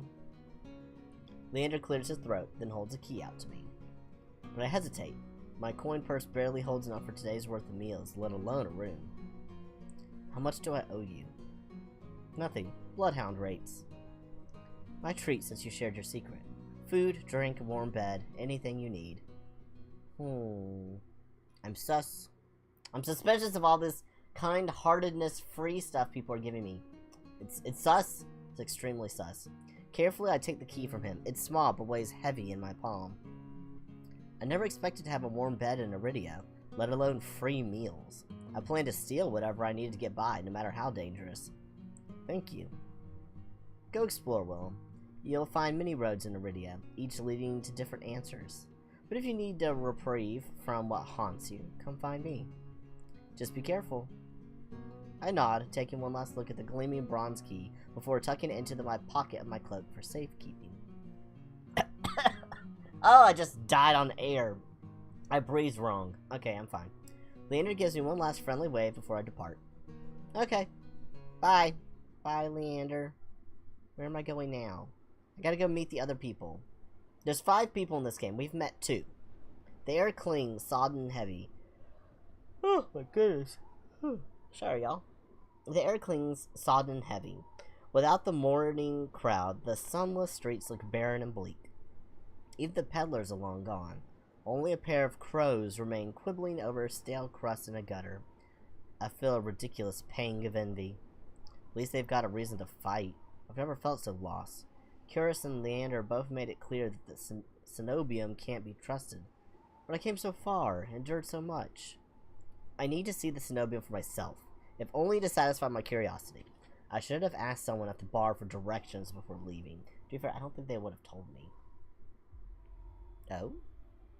I'm about to turn back when a shadow passes over me. Cloud, I think? Until a puff of hot breath tickles the back of my neck. The shadow runs down the street in rivulets? Formless dark spreads like ink into blotted shapes. Claws stretch. A muzzle splits open to reveal long, jagged teeth. A growl rumbles so low and deep I feel it. I want to run, to scream, but I feel trapped, as though the slightest movement or a single breath will snap the jaws around me shut. No, I won't let it end like this. If I'm going to die, I want to see what got me first. I steel myself, then turn. Nothing? The shadow vanishes as quickly as it came. I'm left standing in the middle of the street, alone except for a figure reclining in the shade of a nearby stoop. Are they a shapeshifter? Oh, my favorite one. I'm so excited. I'm so excited. So excited. Me in this moment, I'm moister than an oyster. Oh, I was hoping for you. You are the shapey shiftery one because you've got little fox ears or something. You're something. I don't know what you are, but you're sexy as fuck and you're really cute. Okay, a monster. That much is clear from a glance. One that could nearly be mistaken for human were not for the tufted ears, the tail curled around his ankle. He's like a fox boy. I don't know what he is, but I love him. I want to pet those ears so bad. Or the dusk pink eyes with pupils that sharpen like needles when they fall on me. Our eyes meet, and the monster uncrosses his long legs. Long ass. Legs for days. His hair gleams a shade of red that reminds me unsettlingly of blood, where it curls around his collared throat. Yeah, he's got like this kinky thing going on. Jumpy, aren't you? His tone is so light and carefree that I glance over my shoulder and make sure he's speaking to me. When I look back, the stranger props his chin on his knuckles and regards me with an inscrutable little smile. Didn't you just see that shadow just now? It was massive. It moved like a beast. Even as I speak, I'm aware of how ridiculous I must sound, but the stranger's smile doesn't falter.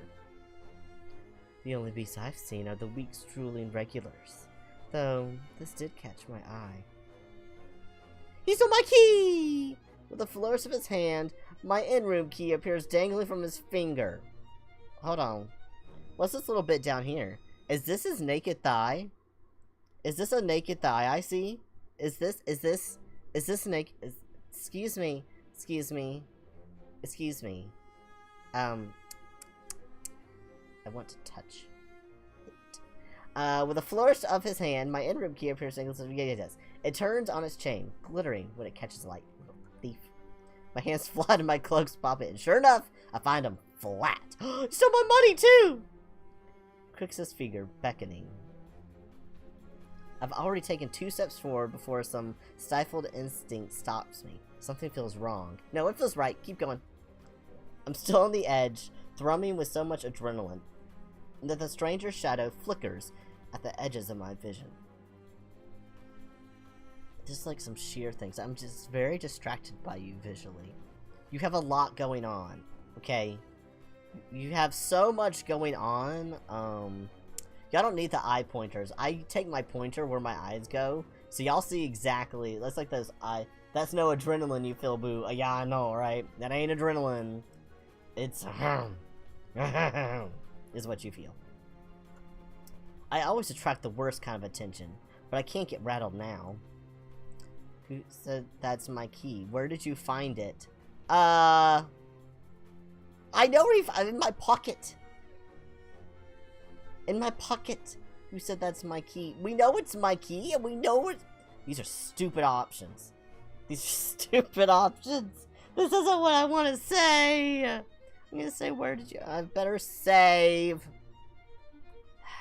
Nothing bad has happened yet, but I better save. Where did you find it? How'd you even find it? The key, I mean. What can I say? I'm a sucker for shiny things. He smiles, wide enough to reveal pointed canines. I need this person. I saw you drop it. You really should be more careful. City like this, somebody might take advantage. Bald-faced lie, said without a hint of irony. I didn't drop my key, and I didn't sense any magic either. He must have stolen it somehow. I approach the man, careful to keep an arm's length away. He doesn't look dangerous, but the most deadly ones never do. Little ears. Ah! He's so cute. The stranger's chain softly clinks with the tilt of his head. His ears flick. No right to be as cute.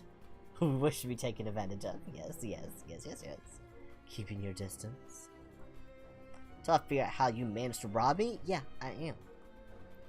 You think I stole your dinky little key? From all the way over here. He gives an exaggerated sigh. I'm good with my hands, but not that good. Do I really look like a common thief to you? You look like a spicy boy. Dot. He's got me there. No, because he was the aminal that ran by and took my key. 2 and 2 together, please. The sheer fabric of his sleeves alone would be too expensive for most street thieves. Hell, his shoes look like they cost more than I spent traveling here. He's fancy. He's fancy as fuck. And then there's a shop behind him. No matter the city, parted pink curtains only ever mean one thing. What does it mean? What do parted pink curtains mean? Because they're here and here. So you've got two of them. What? I'm not looking to buy, and I doubt I could afford your services anyway. Oh, we're talking about like adult services, we can afford it. I don't know what it. Information is currency. I have so many secrets, so much currency. I am very rich. Okay, you don't need gold. I have info. I am full of info, full of secrets. I have so many secrets. Oh, look at his little ears! Luckily for you, I don't charge. Fuck yes! I love this man! Yes! Just say yes! The man runs the toughest tongue over a fang. For the first time since I touched that shadow, I feel something other than dread. Oh, Red give voice state secrets. I will tell this man anything. Yes, I will tell you anything! What do you want? You can have everything. You can keep the key. Just, you gotta come back with me. We will share the room. Okay. Like, you can have the key, but, like, I need it, too. My face grows hot. Yes! Not as hot as him. That's not what I meant. It's what I meant! I'm flattered, really. Were sex my trade, in my head, I might make an exception for you. How about half off for a handy... Wait, where's... So it's not... I want it to be. What is it? Or you could just hand over my key. Ask nicely, and I might even let you tug my tail. I don't want to tug it. I just kind of want to, like, bury my face and my hands in it. Because you look super fluffy. Okay, not only are you hot, but also you have, like, that the fluffiness. Like, look at your ear tufts, okay? I bet those are really, really soft. Like, I just kind of want to get my hands up in there. And pet, pet, pet. I just want to pet him. Do you think he purrs? I guess it depends on what kind of animal he is. Is he supposed to be like a cat? Or is he like a fox or a dog? Does he make fox sounds? If he makes fox sounds, he makes creepy sounds. Because they do not make normal animal sounds. Just throw it here. Oh, you made him angry. So some spindly little street urchin can snatch it and run? He raises my key and tilts his head so we can watch it dangle back and forth. I suppose I could just claim your room for myself. Not that I'd be caught dead slumming in the wick with the rest of those slack-jawed imbeciles. You're obviously not from around here. So tell me, traveler, what misfortune brought you to this wretched place? His voice practically drips with derision. I'm not telling you anything. What could have possibly drawn you to this dreary little pig pen, I wondered. He listlessly watches the arc of my key swinging around his finger.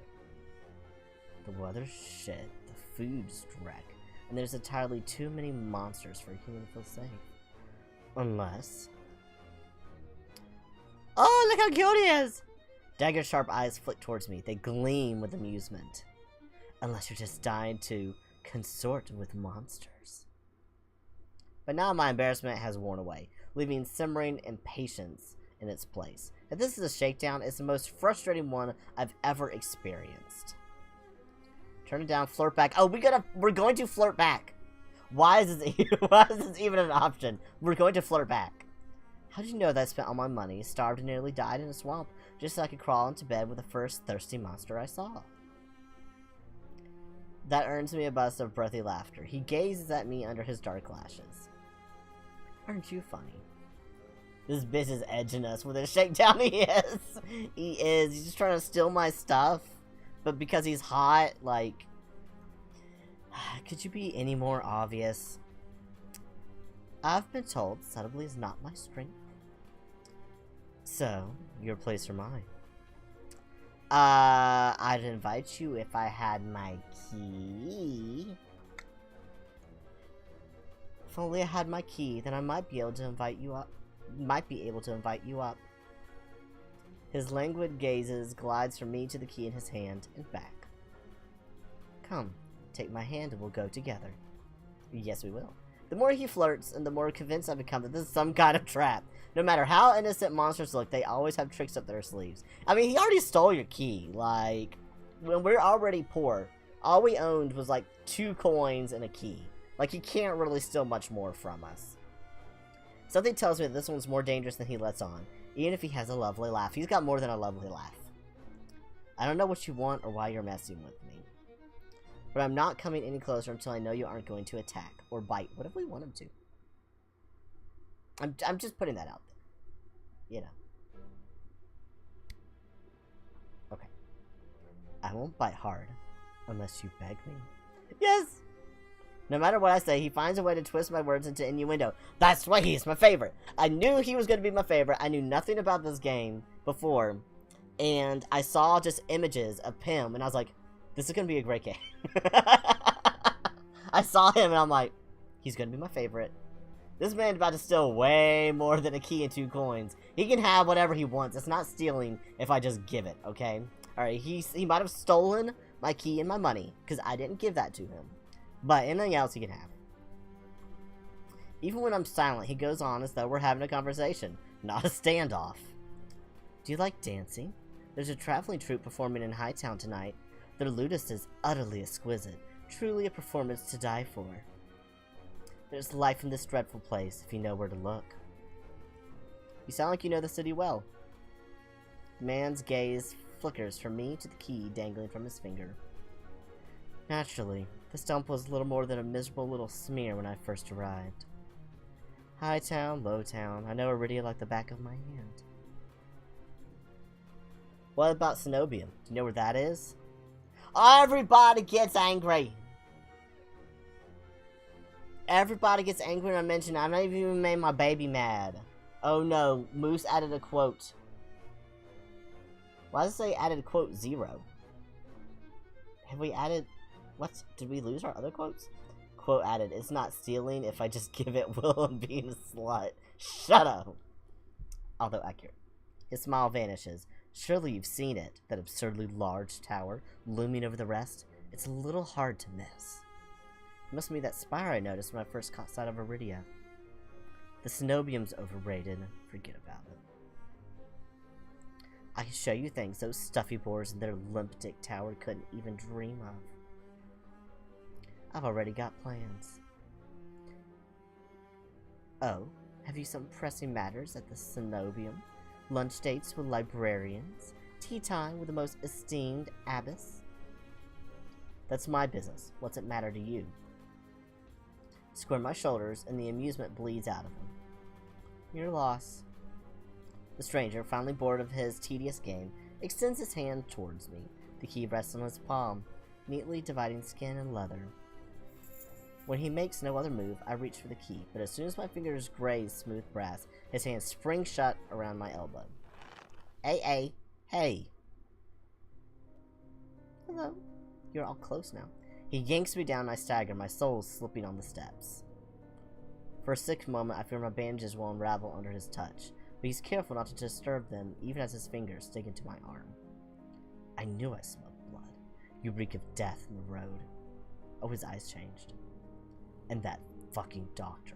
Oh, he doesn't like the doctor. His voice, once silken, lowers to a smoky growl. The shadows around him seethe and boil as he pulls me closer. And something else. He murmurs against my throat, nose grazing my jaw. Let go. I try to twist away, but he doesn't budge. His breath trails down my neck, sending a thrill of dread through me. But just when I fear he'll bite, he takes a deep whiff instead. His wide, flat eyes gleam with naked hunger as he gazes up at me. Not quite human, not quite monster. Seems we're both... there? The stranger's ears flatten. He releases me with a short breath. I yank my arm back, massaging it where his grip left grooves in the bandages. The stranger twists around to watch a woman duck out from the curtains behind him. Her pressed uniform bears the insignias of the Cenobium. I'll leave you for all of what, 10 minutes and you're making trouble again? Will you quit harassing the tourists? The stranger, Ver, I take it, rolls his eyes and flashes the cleric a withering smile. I'm assuming he is supposed to be a fox, then. So suspicious. Can't you see this is a friend of mine? A natural liar. He grins at me and his tail swishes minutely. The woman purses her lips at me, clearly unconvinced. I open my mouth to correct him, but Ver cuts in. I was graciously offering my dear friend some free advice. Though his voice remains light and cheerful, his expression darkens. Danger's drawn to you like a moth to flame. It will always find you given time. The woman clucks her tongue as though she's heard this recital 102 times. Word of advice, don't take free advice from lazy foxes lounging in the streets. This crook would sell water to a drowning man for the sheer enjoyment of it. She shrugs off a wilted look from Veer. Oh please, any friends of yours knows it's true now. Hold still. Veer rises gratefully at her approach. He pushes his hair aside so it drapes over one shoulder, exposing the long line of his neck. And suddenly, it dawns on me that the jingling I heard earlier wasn't coming from the harness attached to his collar, but a leash. A heavy iron chain wound around a hitching post and padlocked to the back of his collar. Veer posed deliberately to hide his leash from me. The woman produces a keyring from her pocket. She rifles through a dozen identical keys before selecting one and slotting it into the lock. Come on, let your friends tag along on our merry little soulless hunt. They're hunting for soulless inside the city? Words momentarily fail me. The woman regards me with a polite, if tight, smile before marching down the stairs. Ver lingers. He stretches his arms above his head with a yawn, and I try not to stare at the way his stomach flattens when he arches his back. Stop! I already know he's hot, okay? Your little secret's safe with me. Try not getting yourself killed, Ver hops off the stoop and bounds after the woman. His tail sways merrily, as though he hadn't just lied and threatened me. Did you try that thing I mentioned? The Levanosian knot? That one where you take 3 fingers and... Actually, don't tell me. Knowing you is disgusting. Ver's airy laughter echoes down the street. It's only after he and the cleric have vanished from sight that I realize I'm still missing something. I'm saying, he probably still has your coins. Because... Oh wait, you didn't get the key back either. Wait! Reflexively, I shove my hands in my pockets and find it. The room key. Aw, he put it back. I ease the key from my pocket and smooth my thumb over its teeth as I try to recall a touch, a tell, or any hint from Ver's sleight of hand. But I can't figure out how he did it. It's because he's a fox. All I know for certain is that the Cenobium saw fit to leash him, a fate I could share, if that's what his vague warning meant. I let my eyes drift skyward, past the lanterns gently swaying in the breeze, to the Cenobium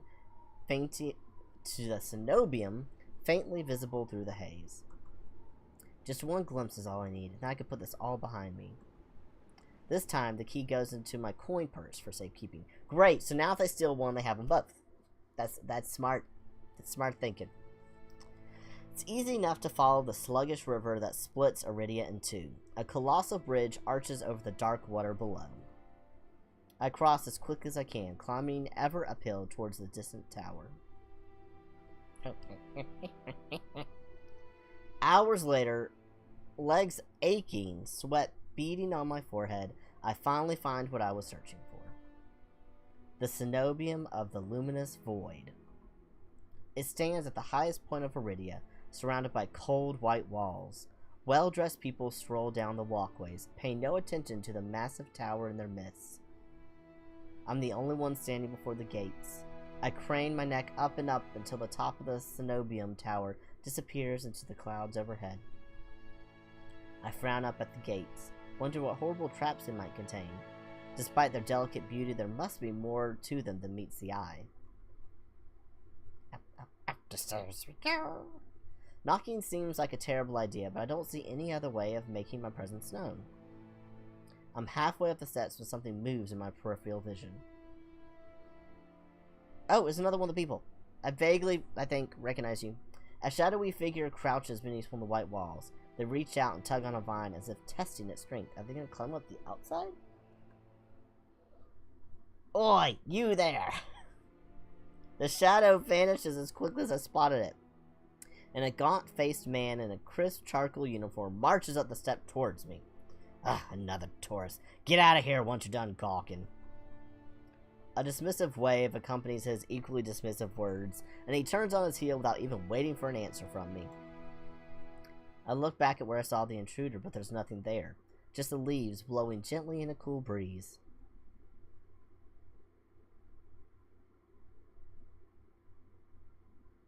I step away from the gates, hopelessness washing over me. Hello? A whisper, so close I can feel the warm brush of breath on my skin. People just love sneaking up on me. I instinctively jerk away, but there's no one beside me. Halfway down the staircase, I spot a woman swaying in the breeze. She's gaunt as a rail, her blouse moth-eaten. I'm unable to take my eyes off of her, not because of the way she smiles a little too widely, or the way her tousled braids look unbrushed for days, but because her eyes shine bright, a vibrant, unnatural crimson. I'm both entranced and unsettled by their subtle glow. These days, you need a miracle to get in there. I'm unsure how to respond, or if I even should. Say nothing. Respond sarcastically. I feel like that's asking for trouble. I'm just not gonna say anything. After the experience I've just had, I'm not too keen on indulging strangers with small talk. Despite my silence, she maintains her unflinching stare and smiles. Luckily for you, I have miracles for free. Whatever she's selling, I'm not interested. My words come out in a tired breath. No thanks. I start down the stairs, but she abruptly steps into my path. She turns her back to me, and before I can react, she slips her fingers under the lacing of her collar, stripping out of her blouse in broad daylight. Ma'am! Ma'am! Put that back on. What are you doing? As worn fabric unveils bare skin, my panic is smothered by cold horror. A misshapen, sunken scar carves into the woman's body. Pitted, gnarled skin snakes down her shoulders, blooming from a gaping hole in the back of her neck. How are you alive? How do you just have a hole in your neck? A shuddering breath escapes me. The fuck? Exactly, the fuck? Whatever disease this woman had ate away her from the inside out. It's flesh-eating. Don't touch it. Don't touch. Do not touch. How is she able to move or breathe? It's impossible. She shouldn't be alive. And yet, the power to cure anything can be yours too. The power of the sea spring. I don't want it. The woman slides back into her blouse and deftly laces it up. If I've caught your interest, then follow me. It's only a short walk away. No. No. Without another glance, she leisurely strolls down the cenobium stairs, loose braids bobbing behind her. The edge of her scar peeks out from underneath her collar. I stand there, wordless, until I manage to regain my bearings. It's a twisted miracle, but a miracle nonetheless. This could be the stupidest decision of my life. What choice do I have? I take a final look at the cenobium's shut gates, then follow her down the steps. No! This is stupid. This is so stupid. Don't do it. Don't do it. Don't do it. Don't trust her. Out of all the people we've met, I trust her the least. We descend from the higher streets, leaving behind their gilded decadence as we cross the river. The wet, derelict districts feel more familiar to me. But the crimson-eyed woman takes me farther, even farther still, until I'm met with an all-too-familiar sight. No! My gut lurches when I face the open horizon. This is where I almost died, and everyone else died last time, and I lost an arm. The city's outskirts are hardly recognizable in daylight, and probably safer for it. But venturing beyond Iridia's walls is a gamble I wasn't prepared to take so soon. Keep going straight, and the sea spring will reveal itself to you. I bark out a bitter laugh, loud and involuntary. This is setup. This is setup. I'd rather not. This is setup. I've fallen for this already. Not that I'm proud of it, but I know a setup when I see one. I barely have enough coin for one meal, for what it's worth. If I wanted your coin, I would already have it. She says it so lightly I almost believe her, even if she looks as physically capable as a toothpick. You're as safe inside the city as out of it. Truthfully, the territory before you is the safest of all. What do you mean, territory? This region belongs to Ace. Ace? Ace? Ace? Ace? Most people know him as a gang leader, but he's much more than that. ... I squint against the empty wastelands. Only a fool or someone with nothing to lose will leave the city. Apparently I'm both. But if this sea spring cured her, I need to see what it can do for me. No, we don't. Nope, no, we don't. We don't. We can just go back in the city and talk to the fox boy, Ver. We can go find him. No. Set off into the waste over my shoulder. Are we doing this because of bad decisions I made? Did I somehow make a decision that brought us here? Because I don't remember at any point telling you to follow this woman. Good luck, Wilhelm. I hope we meet again. Yeah, I didn't tell you my name. My heart pounds with each step I take from civilization. Why are you doing this? You're so stupid. What seems like an eternity, I force each foot forward, one step, then another, until a realization hits me. I never told the woman my name. Exactly! Don't trust her? Something pierces the horizon ahead of me. You're literally just sending me out. A building, nestled into a tall cliffside, but so starkly out of place, might as well be a hallucination. It drips with an extravagance and honeyed mahogany, an ornate jewel of architecture. A row of dark silhouettes stand out on the horizon. Trees, I think, until I'm close enough to realize that what I mistook for branches were spikes and jutting tendrils. Soulless. Several of them watch me in the distance like statues. Great. I don't think, I just run. Exploding into a messy sprint, I push my legs as fast as they'll take me towards the decorated building. Why, we could turn around and go back to the city. At any time, we could have left. Flashes of last night chase me. The gushes of blood and screams of death. The smell of burning flesh and sour bile. I can't go through that again. I won't. The next thing I know, I'm dashing up wooden stairs and crashing through towering double doors. Somehow we made it? I gasp for air, my lungs burning from exertion. I'm desperate to be safe, but when I process my surroundings, it's more hellscape than sanctuary. Blood flows all around me, overwhelming my vision with a lurid, unholy red. Instinctively, my hand leaps to my mouth, but the rotten stench of blood never comes.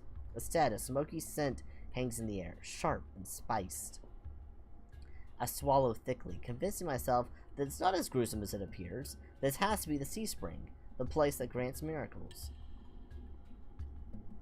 Pulling my eyes away from the pool, I take in the rest of the environment. Tall pillars flank me, blanketed in written notes. Seating pillows scatter the floor. A rustic kettle sits nearby. Someone must live here, despite how eerily empty it is. Call out, say silent?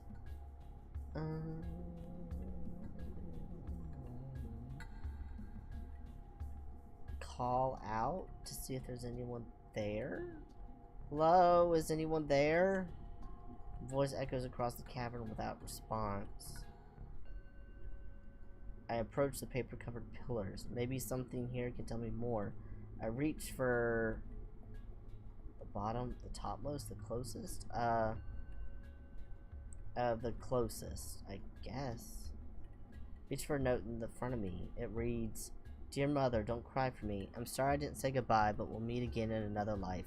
I love you very much. From Iris. P.S. If you ever see me, never speak to me again." Well, that's just not very friendly. It's written in perfect cursive. I've never seen such beautiful handwriting. Before I can ponder it further, a sharp chill runs down my spine. Something's watching me. It's whoever heard me yell out. I quickly set the note back, my eyes darting around the wooden deck. But it's still empty, vacant. Something in the blood. Finally look towards the sea spring. That stillness hides something deeper, something wrong. Hey. I spin around and come face to face with a pack of soulless. They chitter and growl, tendrils and spikes flaring threateningly, all different sizes and species, but sharing one identical trait: glowing crimson eyes. Yeah, because that woman was one in disguise, sending me out here to be murdered. I try to back away, but my heel teeters over the sea spring. I'm cornered. Watch your step, it's deeper than it looks. That voice again. The sound of it, the soulless freeze, their snarls quieting. The other pretty one! I see the little tusk of white hair over here. I'm pretty sure this is the other one I really like. Interesting necklace. Looks like a Vesper, which if you know what that is, good for you. I search for the voice's source and find it above me, lounging in the rafters. It is my other favorite one! You look lost, little sparrow. My other pretty one, my favorite. His gaze is a violent crimson, one that sears through me, leaves me feeling raw and exposed. They're the same eyes I've seen over and over, first with a scarred woman, now with a soulless circling me, all bound by the sea spring's blood red. And the shroud of darkness behind him shakes like massive tentacles, twist and coil around the wooden beams. I can't focus. The soulless's growls ring in my ears. They're not advancing, but that could change at any second. Panic rises in my throat as I struggle to track them. Hey! Eyes on me. My stomach rolls as I tear my eyes away from the soulless. Don't ignore someone who's talking to you. It's not polite. For a moment, anger knocks my fear aside. Who is this bastard? I'm distracted. Fuck you! No, not fuck you. I'm distracted. I am distracted by multiple things. The thing's trying to murder me. You. I'm just... The blood soup. I mean, there's a lot going on, my mans. Kind of distracted by the soulless about to maul me. Only on my command. I like how it just says bastard. Because we don't know who he is yet. I scan the soulless again. They really aren't attacking. Posturing more than anything else. You tamed them? Pretty sure he just controls them because he's like a little demon thing. Power of the sea spring. They're hungry, so they might bite. You could give me a reason to stop them. How about I didn't do anything wrong? Trespassing. And that's punishable by death? He gives a non-committal shrug. I called out earlier to see if anyone was here. We were supposed to play. Were we supposed to play hide and seek? Didn't hear you. My voice stops in my throat. This man's terse coolness is both infuriating and terrifying. I rack my brain for a way to defuse the situation. Need help. Tell me what you want. Save? I'm gonna resave over that one. Yeah, because that one seemed okay. Need help. Tell me what I want, what I really, really want. I need help. Okay, fine, I need help. I thought the sea spring could cure me somehow. My voice wavers pathetically. Honesty has never been my strong suit. He cants his head to the side, appraising me, but doesn't respond. I fidget nervously. I'm telling you, I came here for help. Are you listening? Your hands. Alarm jolts through me. I hide my hands under my cloak. Show me. Why? Won't ask twice. With a sharp huff, I reluctantly hold out my bandaged hands. Are you getting off on this? Unwrap them. Heat rushes to my face and fired my tongue. I should give him a piece of my mind, but not when his soulless are one command away from ripping me from shreds. Dear God, I swear I can read. Yet no matter how much I will myself to move, my body is frozen in place. I stand there for a long, agonizing minute. My hands are trembling when I finally raise them. I know the skin beneath the wrappings all too well. The hideous, unnatural flesh I've grown to despise. I grip the edge of the bandages. Stop. Okay. With a weary sigh, the man slides off the beam and lands with a thud that shakes the panels underfoot. He's solid! He's a monster, with an imposing figure that towers over me. I couldn't tell how tall he was before, but he's big. Oh, how big? Tell me. Tell me. Tell me how big. It's illuminated by lantern light. His features are stronger, sharper. How tall is he? I'm just, for science, would like to know. Subtle clinks of metal accompany each of his footsteps. The closer he gets to me, the faster my heart hitches. What does he want? Is he going to kill me? I step backwards and find nothing to set my foot on. I'd forgotten my back was to the sea spring. I fall right before a warm hand catches my lower back. Oh, he gracefully catches us. I'm hovering above the sea spring, the scent of smoke and leather enveloping me. Hello. blazing crimson eyes bore into mine. Told you to watch your step. I'm too stunned to muster a response. Like a way nothing, he just guides me back to solid ground and steps back.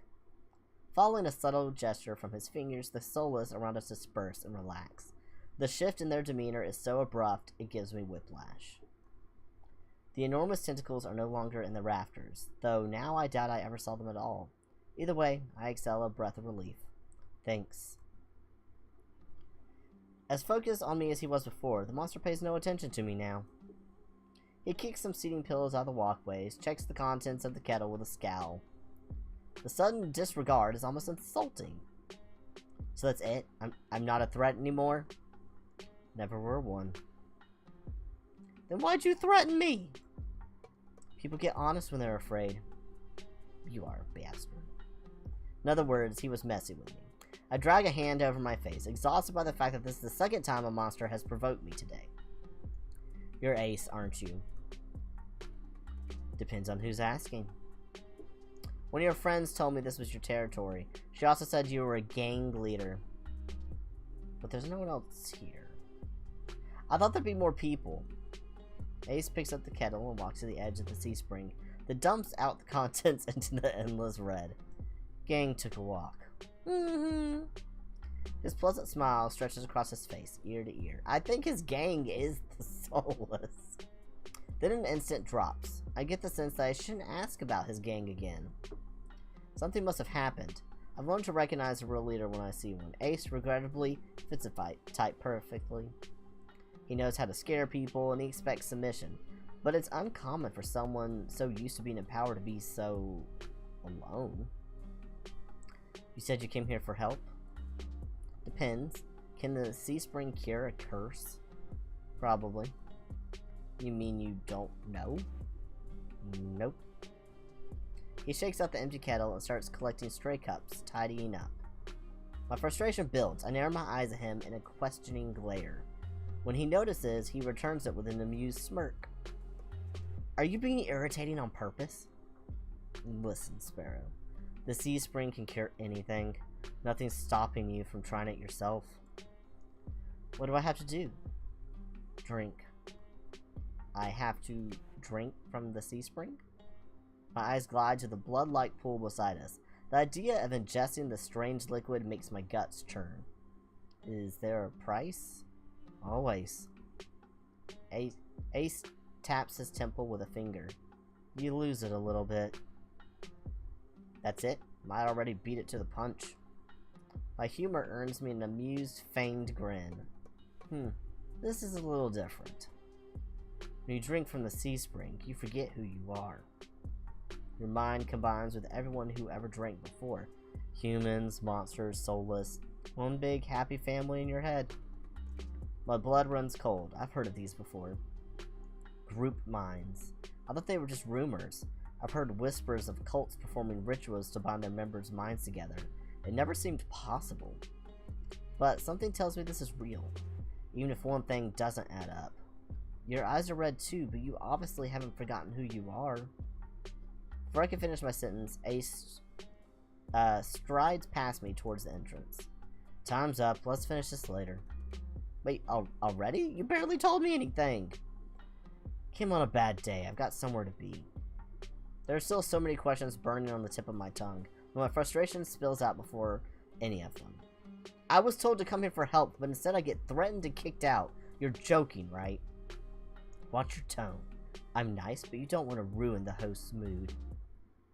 My skin prickles. The feeling of being watched washes over me again. My eyes dart back over to the sea spring. A lone ripple dances on the quiet surface. I take Ace's advice and clamp my mouth shut. Ace approaches a nearby soulless, a lanky dog-like one with 6 legs and a crown of tendrils.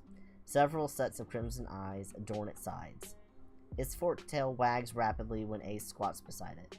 He runs his fingers through its tendrils, scratching its chin and patting its head. A gentle smile plays across Ace's lips. The affection he holds for the soulless is painfully clear. I dip my eyes away, my stomach fluttering at the tender sight. It's getting dark out, so this pretty girl will guide you back. Following a short whistle from Ace's lips, it trots over to the entrance obediently. Tell Swain. I watch the soulless warily. Pretty is not a word I would use to describe it, and the idea of it protecting me sounds absurd. If I decide to drink, how should I find you? Find someone with eyes like mine. They'll point you in the right direction. But think it over. Once you drink, you can't go back. It's a lot to process, but I give a small nod. At least I know I have another option for a cure, as disturbing as it may be. I follow the soulless at a measured distance and watch it nudge the giant doors open with ease. Then, when I'm about to cross the threshold, I sneak one last glance behind me. My heart skips from me Ace's eyes. I'm about to snap my head away. He just flashes me an easy smile.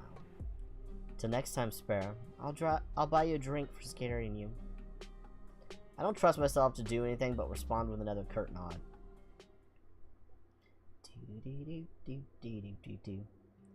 Outside, more crimson-eyed soulless scuttle about. It's hard to believe it's the same threatening pack from before. They chase each other in circles, roll around in the bog's mud. They pay no attention to me as the dog-like one escorts me away. It's an uneventful trip. Sometimes the soulless look over from its shoulder at me to make sure I'm still following.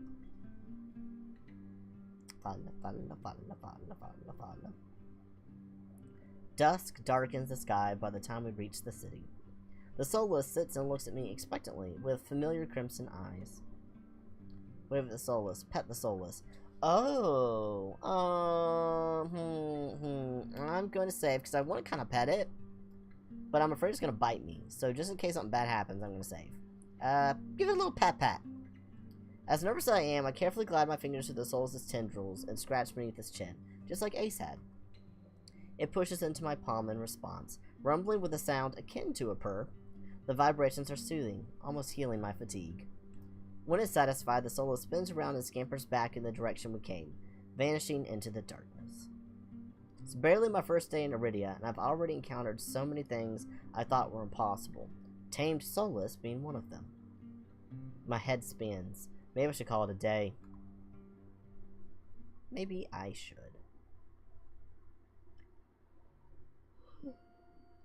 Goodness. Okay. Nightfall creeps across the streets of Iridia. The city, labyrinth even in daytime, has become a warren of treacherous alleyways.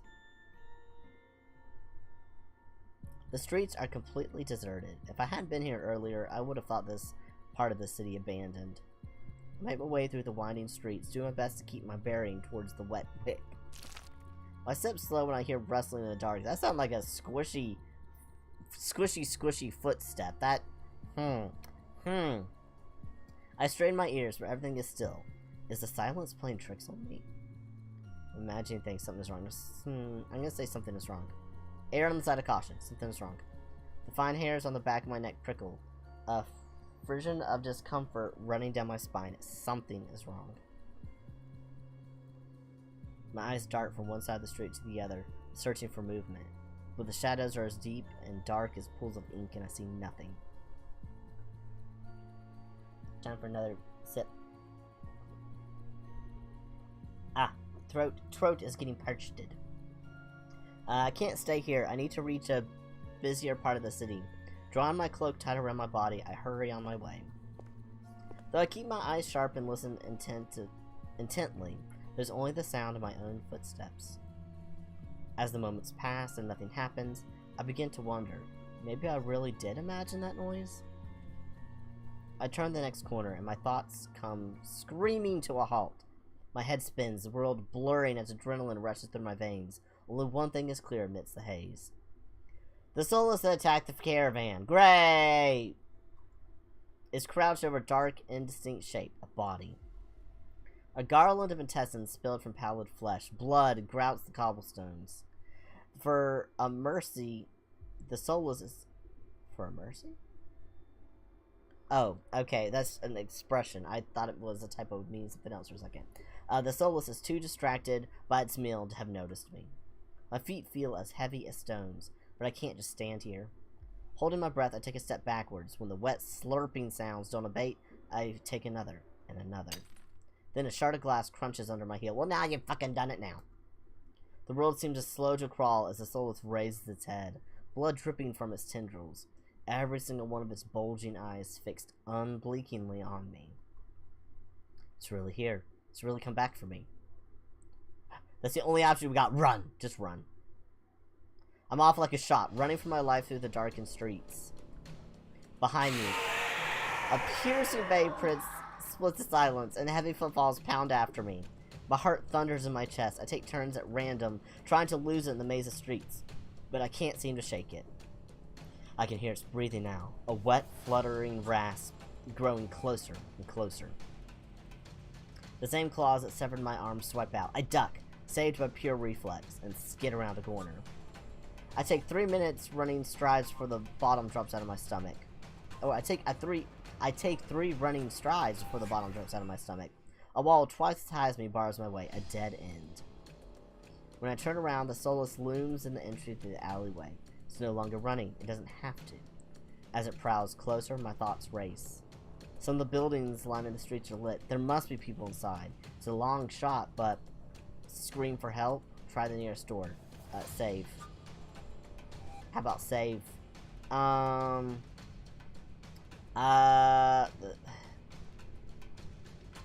just gonna try the nearest door. I whirl, grabbing the handle of the closest door. It turns completely, the hinge creaking as I push, and I feel a flash of hope before a weight hits the door from the other side, and it slams shut. The click of the lock turning is grimly final. Oh no. This wretched world, full of people will stick their neck out to help their own flesh and blood, never mind a stranger. The Soulless gives a rasping hiss. It's the only warning to get before it lunges for me with its flash of claws. I hurl myself to the side, but the sick cobblestone betrays me. I fall, sprawling over the rough stone. As the Soulless looms over me, I scramble away from it until my back hits the wall. There's nowhere left to go. It descends on me for the kill. Are we gonna scream now? Or is someone gonna save me? Or am I dead?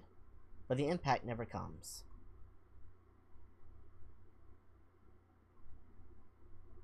Oh! This is a person from earlier that was sneaking around, I think. Is this the sneaky sneak from earlier? I rarely crack open one eye. I am so dyslexic today. I rarely crack one eye open, then the other. Not sure whether I should believe what I'm seeing. A hooded figure crouches in front of me, one blood-stained hand outstretched. Hello, pretty white-haired person. Moonlight silvers the edge of their stiletto knife. Their face and hands are splattered with blood, and the Soulless, my eyes dart past my unexpected rescuer to the misshapen form behind them. The Soulless's many eyes, once restless and vibrant, now look dull and waxy. A red pool spreads slowly from under its body. Numb with shock, I can't help but stare. It's dead. After all the people it's killed. After nearly killing me twice. I can hardly believe it. Well. I gingerly take the offered hand. The stranger's gaze dips to my bandages. Pale lips part on the brink of a question, then close again. With a strength belying their slight frame, they pull me to their feet. As soon as I'm on my own 2 feet again, they pull away from me and start wiping the blood from their face and hands. Stay there. They turn away from me, stiffly, leaning over the Soulless's gangly body. With their back towards me, I realize that I saw their hooded silhouette at the cenobium. Yeah, this is the sneaky person. You're shorter than I thought. You saved me, you were at the cenobium. I'm just gonna replace this one. Yeah, it's because we got saved. I'm gonna say you were at the cenobium. I've seen you before. You were at the cenobium earlier, weren't you? They cast a wary look at me. So what if I was? Their harsh response takes me back. Before I can formulate a response, they continue. What are you thinking, traveling alone at night? This is far from the worst thing haunting Lowtown. I can't make heads or tails of them. First they save me, now they scold me? Lesson learned. I could do without the lecture, though. To my surprise, they break eye contact. Their attention glides back to the Soulless corpse. They examine it with an inscrutable expression. I clear my throat to fill the silence. I'm Wilhelm. Men? Is it men? Suddenly, Min tenses. Their blade flashes as they drive it into the back of the Soulless's neck. The Soulless thrashes once, letting out a rattling hiss as the air leaves its lungs. Min, ooh, that crunch. The man leans on the blade, driving it deeper and deeper until there's a sickening crunch and the creature goes limp. My heart thuds in my chest. It must have just been clinging to life by a thread. Min straightens up, withdrawing their blade in a single smooth motion. Better put wretched things like this out of their misery. They calmly clean the blood from their knife. That swift, unhesitating lethal strike wasn't the work of an amateur. But they don't act like any of the cold-blooded killers I've seen in the past. Why is it soulless inside the city? Min looks at me, eyes searching, before realization dawns. You're new here. There's no walls around the city. Soulless can come and go as they please, until someone is contracted to stop them. The Cenobium's patrols don't bother to protect Lowtown. Not anymore. Let me guess, you're not a fan of the Cenobium. I wouldn't go that far. Their brow abruptly furrows, and they sheathe their knife, motioning for me to follow them. It's not safe here. The vultures can smell death.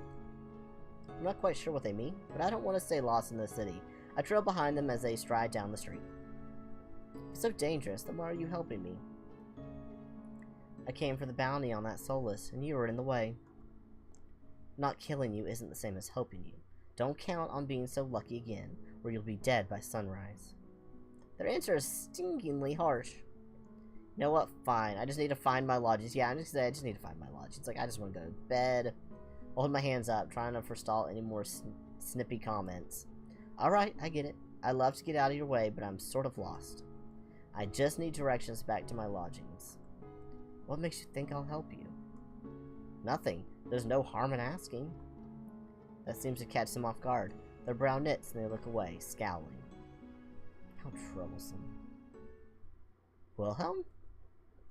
Hello! As I turn, surprised by the voice, Curus walks down the street towards us. His white and gold clothing is pristine, despite the grime of the city. Hello, Min. I see that Solus was your work. Min shrugs. There's a familiarity to the way they regard each other. I didn't know you had friends, Min. You know them, Curus? I'm gonna say, because I know Curus first. You know them, Curus? Min is a freelancer who has done a few errands for me. They're quite reliable. Unreliable freelancers don't eat. There's something Curus isn't saying here. Wilhelm needs to get back to wherever he's staying, before he wanders into the jaws of another soulless. It is late. Were you able to find a place to stay, Wilhelm? I'm staying at the Wet Wick. Both their faces fall. I see. Would you like a guide? It might be preferable to wandering about alleyways. That would be nice. Min clicks their tongue and sighs, sounding mightily put out. Going to the Amaryllis district? That gaudy cesspit? Curious. Come this way. Despite Min's clear disdain, when Curious leads me down the street, they keep pace with us. Catching my curious glance, Min's eyes narrow. It's not safe this late. I don't care about you, but Curious is the only doctor worth a damn in this place. Are you like this with everyone? The deadpan look Min gives me is answer enough. I catch Curious hiding a slight smile. I suppress a sigh and resign myself to having a grumpy shadow all the way back to the Wet Wick. Grumpy shadow! The route Curious takes is completely different from my slow meandering earlier in the morning. In no time at all, he cuts through darkened streets and twisting alleys. It seems like half the city has poured into the Amaryllis district's colorful streets. Laughter, clinking glasses, and music assault my ears from every direction. Yet the most noise still comes from the Wet Wick, its doors hanging wide open, lanterns lit. Here we are. He moves towards the door and then lets out an audible huff. Don't tell me you're going in. I have some quick business with Leander. Fine. He still owes me for yesterday's work. They drag their feet, reluctantly trailing me into the tavern. Little grumpy gills. As soon as the doors open, a wave of sickly heat rolls over me. Ugh. I don't want sticky heat. Wave of sticky heat. Sickly, sticky. Either one's bad. In the hour since I left, the wick has grown suffocatingly crowded. Great, I'm not going to get any sleep tonight, am I? Kira stands out, easily a head taller than most. Even so, I nearly lose sight of him amidst the sea of swarming bodies. Pardon me. The crowd parts as though answering his request. Curious glances over his shoulder at Min and me before gliding through. How could anyone breathe in here? Min follows Curious at a clipped pace. Leander is right where I left him, although he's traded places with the bartender. He holds a pair of shot glasses filled to the brim with luminous green liquid. And now for the finishing touch. A flash of magic paints the glasses white with frost. You're never gonna guess what's in these. Leander slides the glasses across the bar, and I get my third and fourth shocks of the evening in rapid succession.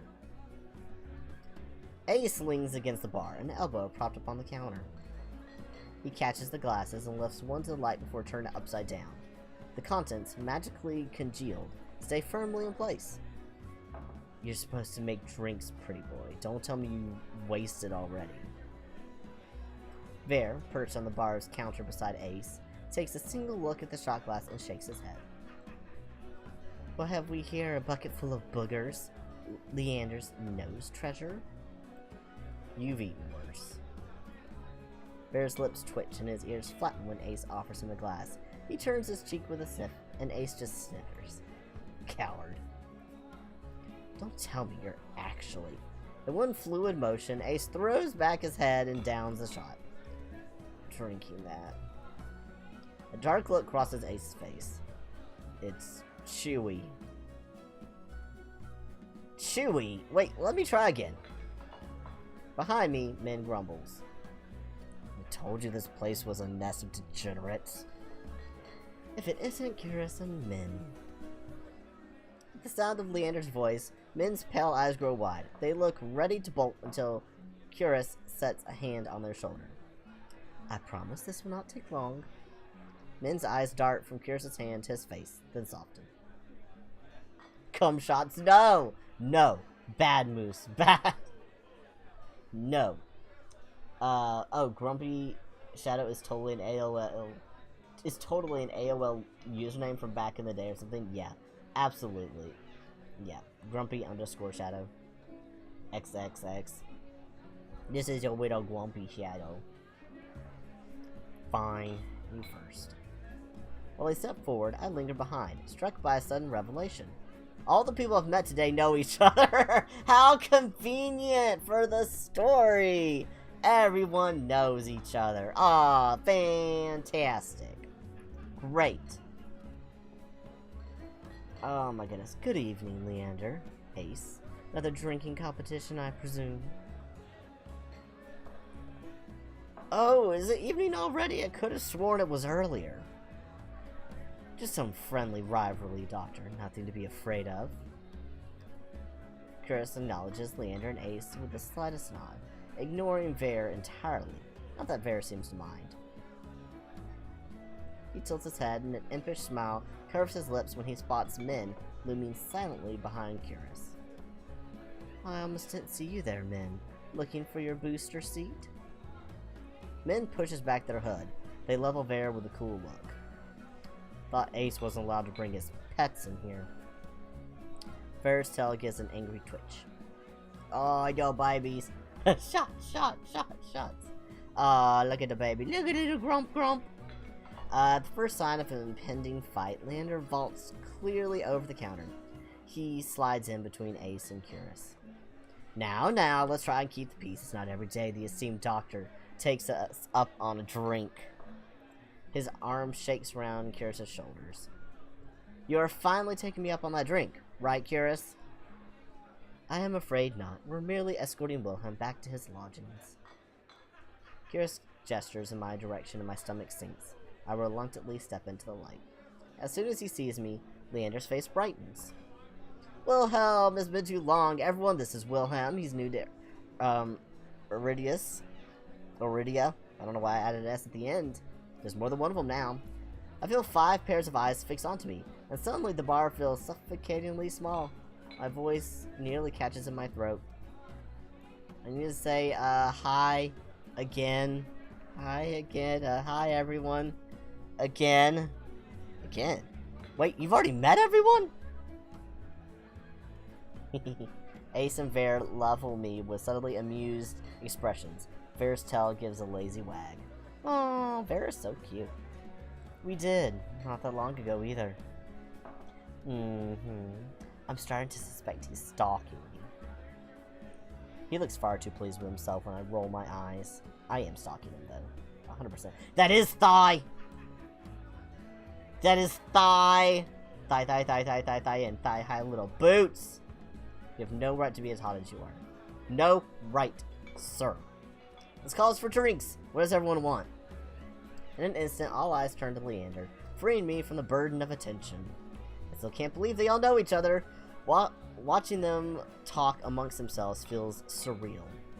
But for the first time since I undertook the journey to Iridia, I feel a faint glimmer of hope.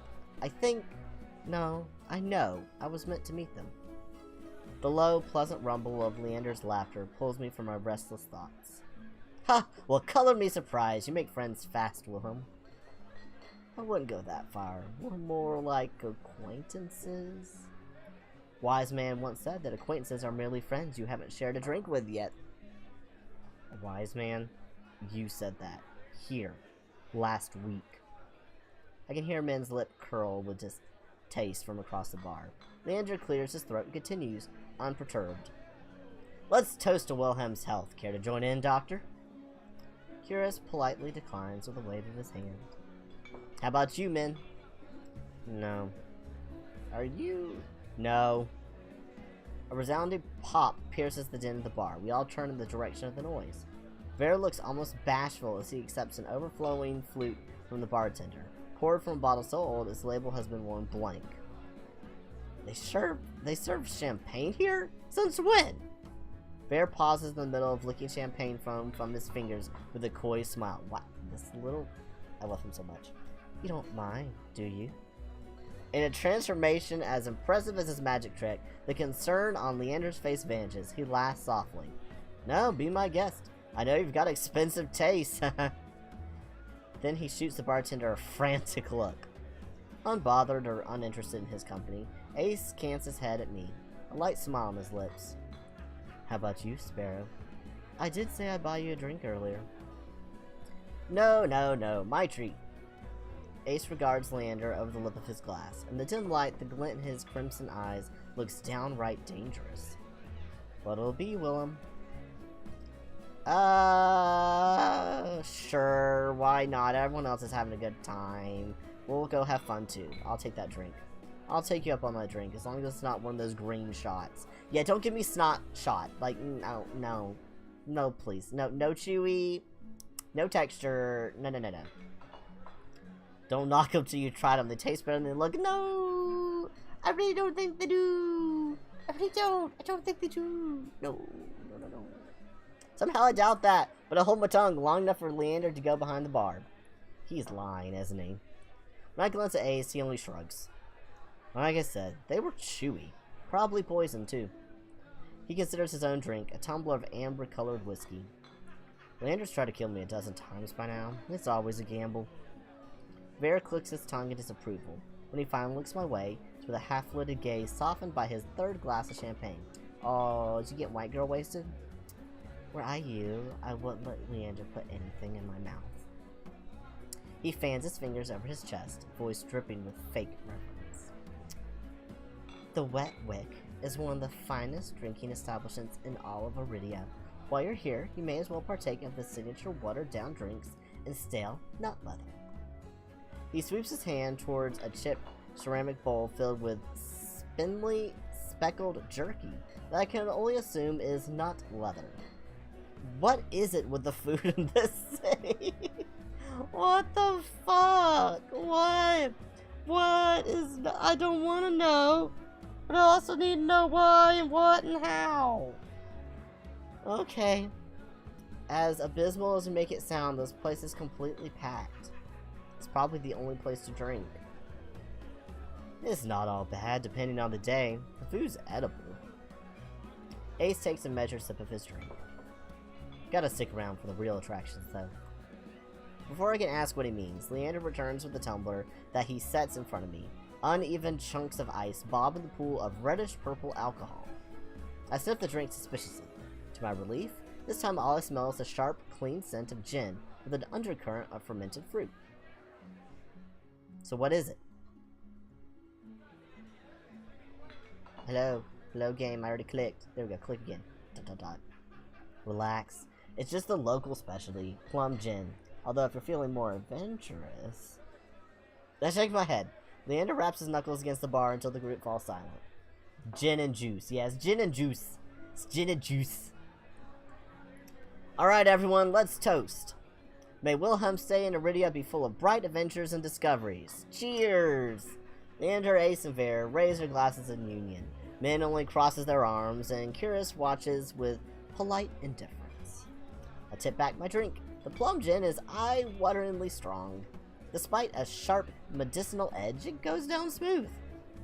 One sip softens the edges of my vision. The next fades the din of the crowded bar into a low, persistent murmur. I find myself unwinding for what feels like the first time in years. Aren't you the popular one, Wilhelm? I'm guessing you met Curious first. It would be more accurate to say I found him. He saved my life. I merely performed my duty as a doctor. Although I must admit, I was confused when I woke up missing on my clothes. Their faces! Their faces! Oh, Curious, you're so startled. And he's looking at him like, bruh. He's like, you're telling my secrets! Don't tell him my secrets! Leander makes a choke noise. Somewhere behind him, Min sighs. It's not what you think! Wilhelm was in grave condition. I could hardly treat such injuries through tattered clothes. The silence that follows stretches uncomfortably long. I look away, unable to face Curious's disappointment. Why is Curious disappointed? And catch Ver snickering behind his hand. I don't know why he's disappointed. I'm confused, but okay. That's my cue to change the topic. Curious isn't the only one who saved me today. Don't you listen. Don't you listen. I didn't save you. You were simply there. That's Min for you. Leander reaches for Min, but they duck under his arm with practiced ease, without so much as looking his way. As reliable as they are moody. You're one to talk, considering you neglected to warn him to stay off the streets at night. Oh, I might have gotten a little distracted. Yeah, you were trying to jump my bones, sir. I see that red. I see that red in your face. I know it's not just the alcohol. Okay, I know you have your escapades. Escapades. Min's only response is a short breath. At any rate, I never got a chance to thank you, Min. Don't. The less soulless alive, the better. For a heartbeat, Min's eyes flick toward Ace, and their lips twist. Ah, they don't like him because of the drink and the controlling of the soulless. Got it. Ace is too busy nodding along to Ver's enthusiastic pantomime of stabbing to notice. What? Ver, what are you? My little disaster child. What? Who are you pretending to stab? Are you pretending to be Min stabbing a soulless? Or are you making like a different kind of motion? Anyway, lost no doubt in enthralling discussion. Yeah, I don't think it's a stabbing motion. Okay. I've had enough of this hellhole. Let's go. Min and Kira share a brief look, then the doctor speaks up. Very well, but there is something that I must discuss with Leander, if you'll excuse us, Wilhelm. And just like that, the three of them depart, leaving me alone to savor my gin in silence.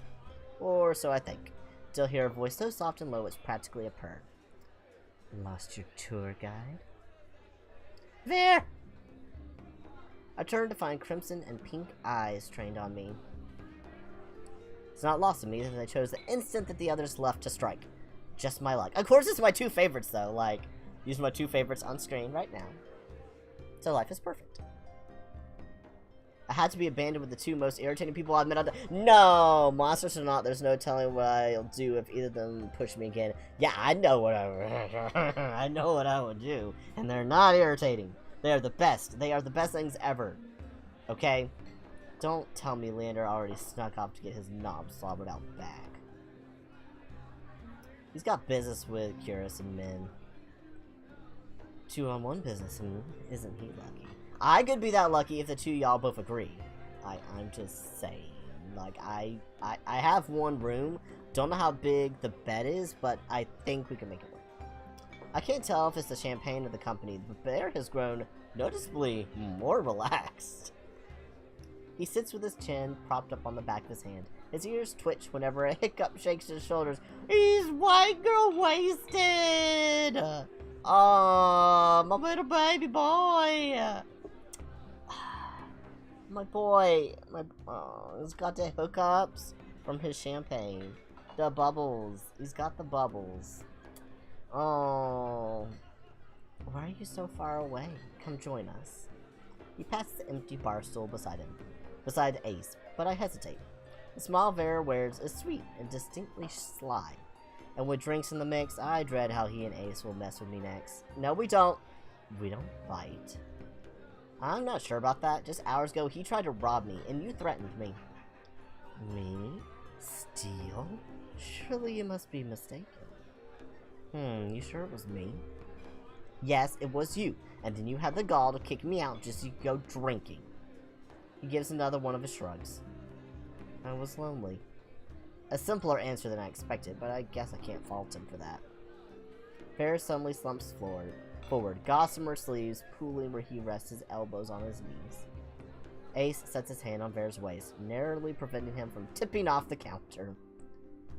How about we start fresh, Begin with proper introductions, get off on the right foot and whatnot. I'll start.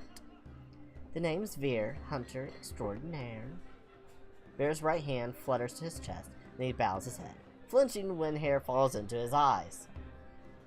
Ace doesn't say anything, so I suppose it's my turn now? You already know my name. I'll play along. It's Wilhelm. It's Wilhelm.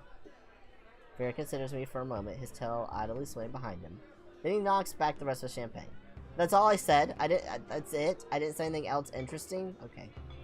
It's a pleasure to formally meet you, Wilhelm. He says my name slowly and deliberately, savoring every syllable. A tingle jumps down my spine. I quickly turn my gaze away, because my face will be all red. Ace smirks at my reaction over the rim of his glass. Is something funny? Nope. Open my mouth and close it just as quickly. They want me to react, goading me into another ridiculous game. While their sharp cat-like eyes keep me on edge, something about this tension is fun. Yeah, it is. Must be the gin. No, it ain't. Because I ain't had any, and I'm having a great time. A flash of white over Ace's shoulder catches my eye. Across the bar, Curious heads for the door. I don't see Leander or Min, but it feels wrong to let him leave without saying goodbye. I'll be back. Fair hums and wags his fingers at me as I leave. I slip through the crowd, careful not to touch anyone, but just as I'm nearing Curious. What? Oh! Gah! I stagger, shoulder checked by a man with a neck thicker than both my thighs. What? His neck was so thick. He's so thick. Oh my god. He stares down at me, nostrils flaring. Out of my way, shit stain. My words spill out on their own. You watch it! I regret them as soon as they leave my mouth, but that fucking gin! The roughneck wheels around, shoving the bloodhound out of the way so he can close in on me. What do you say? He shoves me backwards, sending me stumbling to the sticky floor. I'm fine, but my heart leaps out of my throat when I see the roughneck bearing down on me. You trying to start something here? Oh, that was the bloodhound. A different voice, but that's fine. It's whatever. The roughneck freezes, his fist cocked back. A group of bloodhounds, called by the commotion, circle him, sizing him up. For what feels like an agonizingly long moment, the roughneck looks from me to the bloodhounds. Finally, he sniffs and spits on the floor next to me. The lob narrowly misses my cheek. Ew. Screw it. Too many freaks in this circus tonight. He turns his back on me and comes face to face with Ace. A dangerous smile spreads across his face. You'll do. What happens next is a blur. Ace's fist crashes into the roughneck's jaw, causing an eruption of gas, shouts, and even cheers around us. Oh, he was just looking for a bar fight. I scramble to my feet right as the frantic crowd swarms around me, cutting off my sight to everything and everyone. Through the ruckus, I hear Leander shouting, "Hey, hey, Ace, take it outside!" Ignore them. Everyone, look, drinks are on me! With those words, the wick erupts with hoots and hollers. The ring around me disperses as bloodhounds and onlookers rush towards the bar. Through the thinning crowd, I catch glimpses of familiar faces. Ace vanishes out back, dragging the roughneck behind him. Kyrus lingers near the door, searching, I suspect, for any wounded before he departs. Min draws their hood up tight as they slip out the side door. A little sneaky sneak. While Vare leans over the counter to swipe a glass of wine from behind the bar. A little stinker. And Leander, seated at the opposite end of the bar, gestures dramatically and apologetically at the bartender. In the space of a heartbeat, I realize that there's no telling when or if I'll see any of them ever again. Whoever I pursue may be the last person I get to speak to tonight. I follow. Oh, decisions. Alright. I'm going to save. Save here. Okay, this is the last person I get to speak to tonight. Well, I don't really care who I speak to. What was that? Hold on, my computer just did a thing and I'm sus of it. I don't know what it's doing. Okay, I'm ignoring it for now. Okay, so whoever I pursue may be the last person I get to speak to tonight. I follow. I think I'm gonna have to go with... Oh, that's what it was, my basket. I have a little basket on the edge of my desk. Hold on. Hold that thought.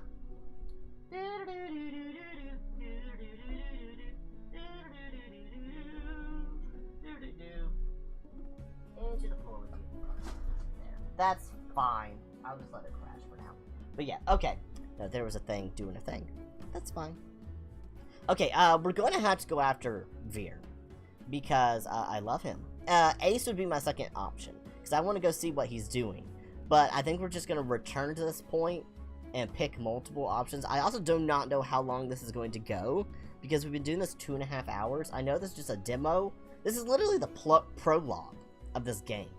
Like, and it's been going 2.5 hours at the prologue. So, I don't know how much longer we have left. But, we're gonna go talk to Veer, and then we're probably gonna come back and talk to at least Ace. So, Veer. Veer. All the people I've met, only one left with more questions than answers. Veer knows more than he's letting on, I'm certain of it. And if he's feeling as playful as he was earlier, I might be able to get some information out of him. Still, lingering doubts looms heavy over my decision. Can I really trust someone who lies so readily? I don't know. Return to the bar is slow work with a heavy crowd vying for drinks. When I find Veer, he's leaning against the counter with his elbows propped up on the edge and a wine glass raised to his lips. Not for the first time, I catch myself staring, and judging by the looks I see thrown his way, I'm not the only one. Yet there's a clear ring around Veer no one else seems bold enough to cross. One ear perks at the sound of my approach, but Veer doesn't so much as look my way, even when I slide into the seat beside him. I don't think you plan on sticking around. A free drink's a free drink, even if it tastes like rat piss. Didn't you say you wouldn't be caught dead slumming in this shithole? Veer takes a delicate sip from his glass, but his tail thrashes below the bar. You've caught me red-handed. He peers at me over the rim of his glass. In the low light, his eyes glitter jewel-bright with amusement. However will you punish me? I figured my company's punishment enough for you. Veer's lips twitch, and he smiles despite himself. So, you survived the night. Are you here for praise, or will a head pat do? I feel a muscle in my jaw flex at the cruel twist to his smile. His arrogance has made a full recovery, meaning only one thing. Veer has sobered up. So much for my plan! About that. Turns out you were right, I did run into trouble. Now I can't decide if you're an oracle, an actual threat, or just completely full of shit. Veer scoffs. Most men would buy me a drink before insulting me. After the way you jerked me around, if anyone's owed a drink, it's me. Veer falls so uncharacteristically quiet that for a moment I fear I've actually crossed the line. Then he props his chin on his wrist. I don't think you understand how things work here. Information is a luxury, one you flung carelessly aside. I'm not following. If you valued my words, you'd have taken them seriously. I gave you free advice, warned you of the danger you were in, and you still went prancing off to the sea spring. Small wonder the Soulless didn't tear you to ribbons. My first impulse is to argue, but what he said doesn't sit well with me. How does he know what happened to me? How'd you know I left? Yeah, how'd you know I left? How do you know I left Iridia? I'm certain I wasn't being followed when I left. I have a very sensitive nose, remember? Right, how could I forget? Do you normally greet people by shoving your nose into their laps like an overeager Labrador? For a heartbeat, Veer's eyes grow wide and flat. Oh! Then he laughs under his breath. Only the ones I like. Veer trades his empty wine glass for a long-abandoned tumbler, sweating beside him. Soft lumps of ice bob in the watery dregs of whiskey. The truth is, I despise most people. His eyes flicker over my shoulder and thin as Leander's boisterous laughter erupts from the other side of the bar. What about me, now that we've started off on the right foot? Have we? He turns, angling as he can look me over. His gaze is astonished, agonizingly slow as it glides over me. Finally, his lips quirk. I haven't made up my mind about you yet. It's a start. Well, I think so, until his eyes slide away and he turns back towards the bar. It's not Veer's attitude that bothers me. No, I expected that of him. It's the fact that I've got no idea how I'm supposed to hold a conversation, much less get answers, when he's being so testy.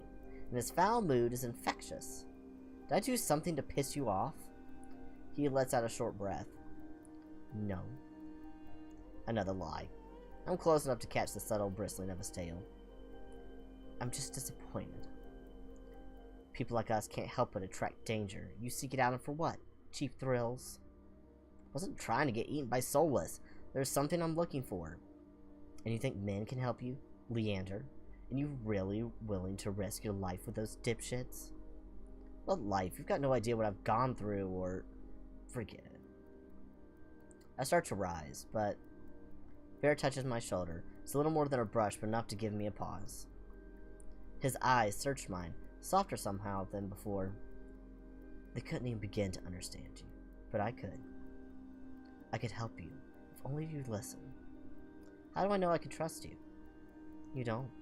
But I'm slightly less inclined to waste your time with empty flattery or insults than those two. That feels like a lie, because you will. Because you're kind of a petty-ass bitch, but I love you. Is what you desire really worth risking your life for? If you knew the kind of life I've lived, you wouldn't be asking. Veer considers the condensation sweating from his glass for a long moment before speaking again. Will you trust me? Oh. Oh. I'm just gonna say yes, because even if it's a terrible idea, sure. Yes. Yes. I nod, and he rewards me with a small smile. Good. Veer raises the tumbler to me, then snaps back to the dregs. Once he's finished, he wipes his mouth on the back of his hand. Let's talk. Outside. I have to smell Leander's skunky aftershave for much longer. I'll hurl. That he slips away from the bar, leaving me to follow the path of his long, trailing tail through the crowd. It's so cold outside, the breeze cuts clean through my bandages, freezing my fingers, but if the chill bothers Veer, he doesn't show it. He lopes purposefully down the street into an alley. This far from the wick, the bar's racket is little more than an indistinct hum. The street's as dead as Amarilla's district was crowded. Did Veer want privacy or no witnesses? You had questions? Ask. Veer's breath mists in the dark. In the cool moonlight, his shadow stretches unnaturally long over the cobblestone street. Quickly, I've got a show to attend. Heavenly Ludus, as I'm sure I've mentioned. He looks down his nose at me, effortlessly imperious, with one hand set on his hip. And for a breath, I'm reminded of the stark want that gleamed in his eyes when he touched me. If he weren't so pretty, I'd walk away. But I need answers, and I can't think of a better way than starting with the people I met earlier. If Veer doesn't prove trustworthy, maybe one of them will. First, I ask about Ooh. Okay, he seems closest to Ace. So I'm gonna ask about Ace first. I'd like to know more about Ace. You two seem close. You mean impression, huh? Not surprising. He's strong, ruthless, easy on the eyes. Gives it almost as well as he takes it, even if he's awfully greedy. Good to know. Good to know. Big? Everywhere, really. Also good to know. Bit simple, but you know what they say about still waters. I don't, but I'm too distracted by the change that's come over here to ask. Coy smile plays on his lips, and he winds a finger around the chain dangling from his collar. Oh, he likes him. Oh, he likes him. I thought you didn't like most people. Ace isn't most people. He's better. Our eyes meet and Vera's tender expression curdles. Aw. Makes a tiny sound of distaste in the back of his throat. Oh, look at that pouty face. He's more trouble than he's worth. Oh, okay. Dangerous too. Stay far away from him and those red-eyed freaks if you value your safety or your sanity. Is that why you scolded me for going to the Sea Spring? I really don't think Ace is as bad as you're saying. You don't know him, not like I do. The corner of his lip twitches. Okay. Ask about Curious. Wanted to ask you about Kit. I regret speaking. As soon as I start, Bears mentioned Curious before, though not by name. His reaction last time was nasty, but I can't hold back now. Not with Bear eyeing me suspiciously. About? Doctor? Curious? I tense, ready for a blowback, but Veer only flicks his hand dismissively. Bit of a bore if you ask me. He's popular enough. You know, on account of his massive heart. He winks, as though the stress he placed on heart wasn't already suggestive. There's always a line wrapped around the block for his services. People can't seem to get enough of his special medicine. Her. Probably because he doesn't charge anything. Bear's tail gives an impatient twitch. Or they're eager for a little mouth-to-mouth with their pelvic examinations, if you get what I mean. Yeah, I get what you mean. When I grimace, Ver grins wolfishly at me. There's clearly no point in asking him anything else about Curious. I already know he doesn't like Leander, but I guess I'll ask about Min. Gotta admit, I was surprised to see that you and Min know each other. Are you friends? Oh yes, we laugh and go shopping, have sleepovers where we braid each other's hair, and kiss with a little tongue. I'm beginning to wonder if Bear's ever actually had real friends. Let me guess, you don't like them. Can't stand them. First time we met, they stabbed me. Slid cold, harsh steel between my ribs, nearly nicked my heart. It was exquisite. The knife, I mean, some sort of antique. Min's done nothing but disappoint me ever since. So you're not close. Can you imagine me being friends with that crabby little killjoy? Impossible. Not unless they learn to lighten up. And I'm afraid not even a surgeon as practiced as Curious could remove the stick wedged firmly up Min's pert ass. Before I can even ask my next question, Bird gives a frustrated growl. Don't you dare ask me about another soul. Okay, I won't ask. I'm got all night for idle gossip. If I wasn't finished asking. You get 2 more questions, make them count. So much for being helpful. But I suppose that's just how information works in this exhausting city. No more time for idle chatter. I'll get straight to the point. Leander told me that the cenobium imprisons people. Did he mean you? Leander's a moaning fool with a throbbing victim complex. Okay. He loves to see himself as a savior, but the only difference between his cronies and the cenobium stooges are the uniforms. I'm at a loss for words. I don't know what surprises me more, the bluntness with which Ver speaks, or the venom lacing his ordinarily silken voice. You're asking who, when you should be asking why. Shin, hello! How are you doing?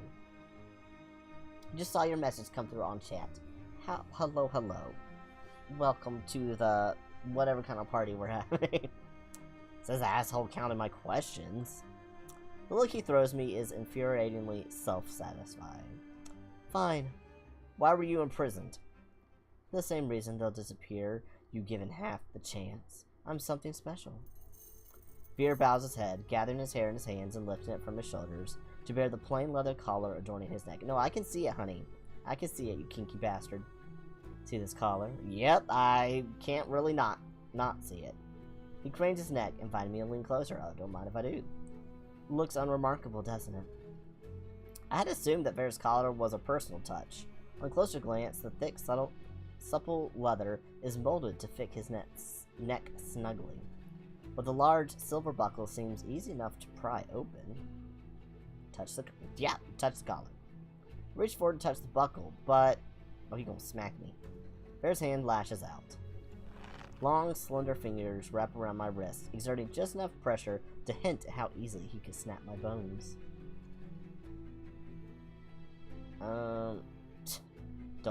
Don't you know better than to touch without asking? He tuts like a scolding teacher, but an impish smile grazes his lips. Can I please? You didn't ask me first. I'll say, can I please? Can I please? Touch. Our eyes meet, his thin with amusement. No. You may look, but don't touch. Fine. He lets go of my arm. I want to touch. I smooth down my bandages, more to get a grip than anything else. I can't lose my composure again. By now, I'd fully expect Bear to begin walking away, but the fact that he's still here suggests that he either forgot about his warning, or he was never counting my questions to begin with. Are you saying that's what'll happen if the Cenobium finds out I'm different? I'll be collared? Doubtful. They keep me around because I'm the best at what I do. And what exactly do you do so well? Killing. He says it carelessly, without hesitation. As long as I wear this collar, I'm made to hunt the Cenobium's dizzying array of enemies. Monsters, soulless, noisy dissidents who grow bold. I'm bound by their will until the day I die. That's awful. Vera murmurs in agreement. It is, isn't it? That's all you're getting from me. I really must leave now. I'll be late. That's it? Why'd you bring me here if you weren't going to explain anything? He has the nerve to laugh. Isn't that obvious? I wanted to lure you out here alone so I could eat you. You're lying again. And you're asking far too many questions for someone hiding so much. He sneers, and reflectively, I shove my hands deep into my cloak. What makes you think I'm hiding anything? Oh, I don't know. Maybe it's the tough act, or the way you tense up at the slightest provocation. More likely it's the bandages, not exactly subtle. I'll be going, unless you're willing to share some morsels with me. There's a biting edge to his playful tone. I can't tell you anything. Wrong. You can start with what you are. I take a step backwards, but... Am I gonna trip over something again? My back hits a wall, as Vera follows me in lockstep. I turn, only to find his left hand resting on the wall beside my head, caging me in. Hello there. Vera reaches for me, his fingers curl around my chin and lift. Force me to meet his lidded gaze. Would you believe it if I said that the eyes are the windows to the soul? Everyone says that! Yours don't look like little windows. Just... There. My eyelid twitches. Cliche, I know. But let me tell you a little secret. Bear leans in until his lashes tickle my cheek, and the warm, faintly spiced scent of his hair drowns out the stench of greasy cooking fires and chimney smoke. Where the fuck are we? Like, what kind of alleyway is this? There's nothing you can hide from me. Oh, his eyes are doing the creepy thing.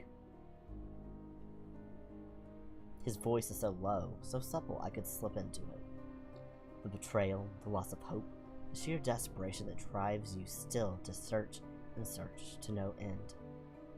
I could give you something new to live for. I swallowed thickly. How could he possibly know? No, this must be some kind of trick. But for once, Vera isn't smiling. All that suffering has made your soul so irresistible. His piercing eyes pin me to the spot. The look on his face makes my blood run cold. I've seen it before. Traveling through the waste, the lanterns would occasionally reveal carcasses, picked clean by starving scavengers whose eyes shone in the dark with the same ravenous hunger. Vera takes a shuddering breath. You're trembling. What if you and I went somewhere quieter, alone? Oh, am I about to die? If I give in to the pretty fox boy, am I gonna die? Am I being too thirsty and too eager and I'm going to die? Or am I being too easy and he prefers if you, like, battle him a little bit? I can't, though. Okay, just surrender. That's fine. I'm sick of running, of hurting, of suffering. Surrendering completely is the easiest thing I've ever done. Sure. Yep, this isn't gonna go bad At all. This definitely could not end terribly.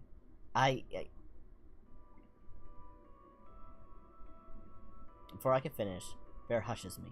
A gloved thumb runs across my lips, bringing the taste of leather when it dips into my mouth. He bends closer and closer. Through the gauzy veil of his hair, I see shadows spread in whirls of smoke, eddies of darkness peeling off the walls and blooming to blot out the moon. Are we just blacking out from smoke inhalation at this point? I am concerned. Oh! We fade to black.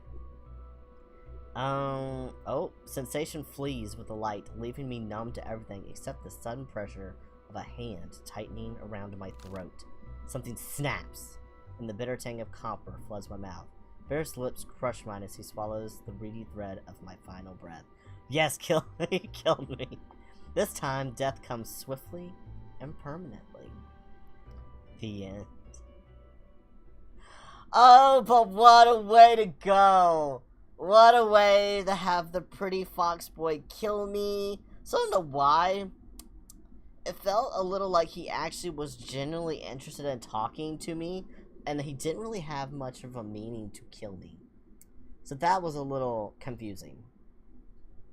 But we got an ending. The end. The end. Oh, never mind. Oh, wait a minute. It brought me back. So it gives me a chance, I guess. Hold on. I can scroll, right? Hold on, let me scroll. Da da da da da da da. Oh, so I died. So it brought me back. So this time I could resist and not be murdered. Resist. Part of me wants nothing more than let him take me, to surrender completely to him. It would be so easy. But I'm not about to give up now. Ah, but it was a lovely way to die. You're late. The lutist. Bear blinks. His voice comes out soft and breathy. Shame.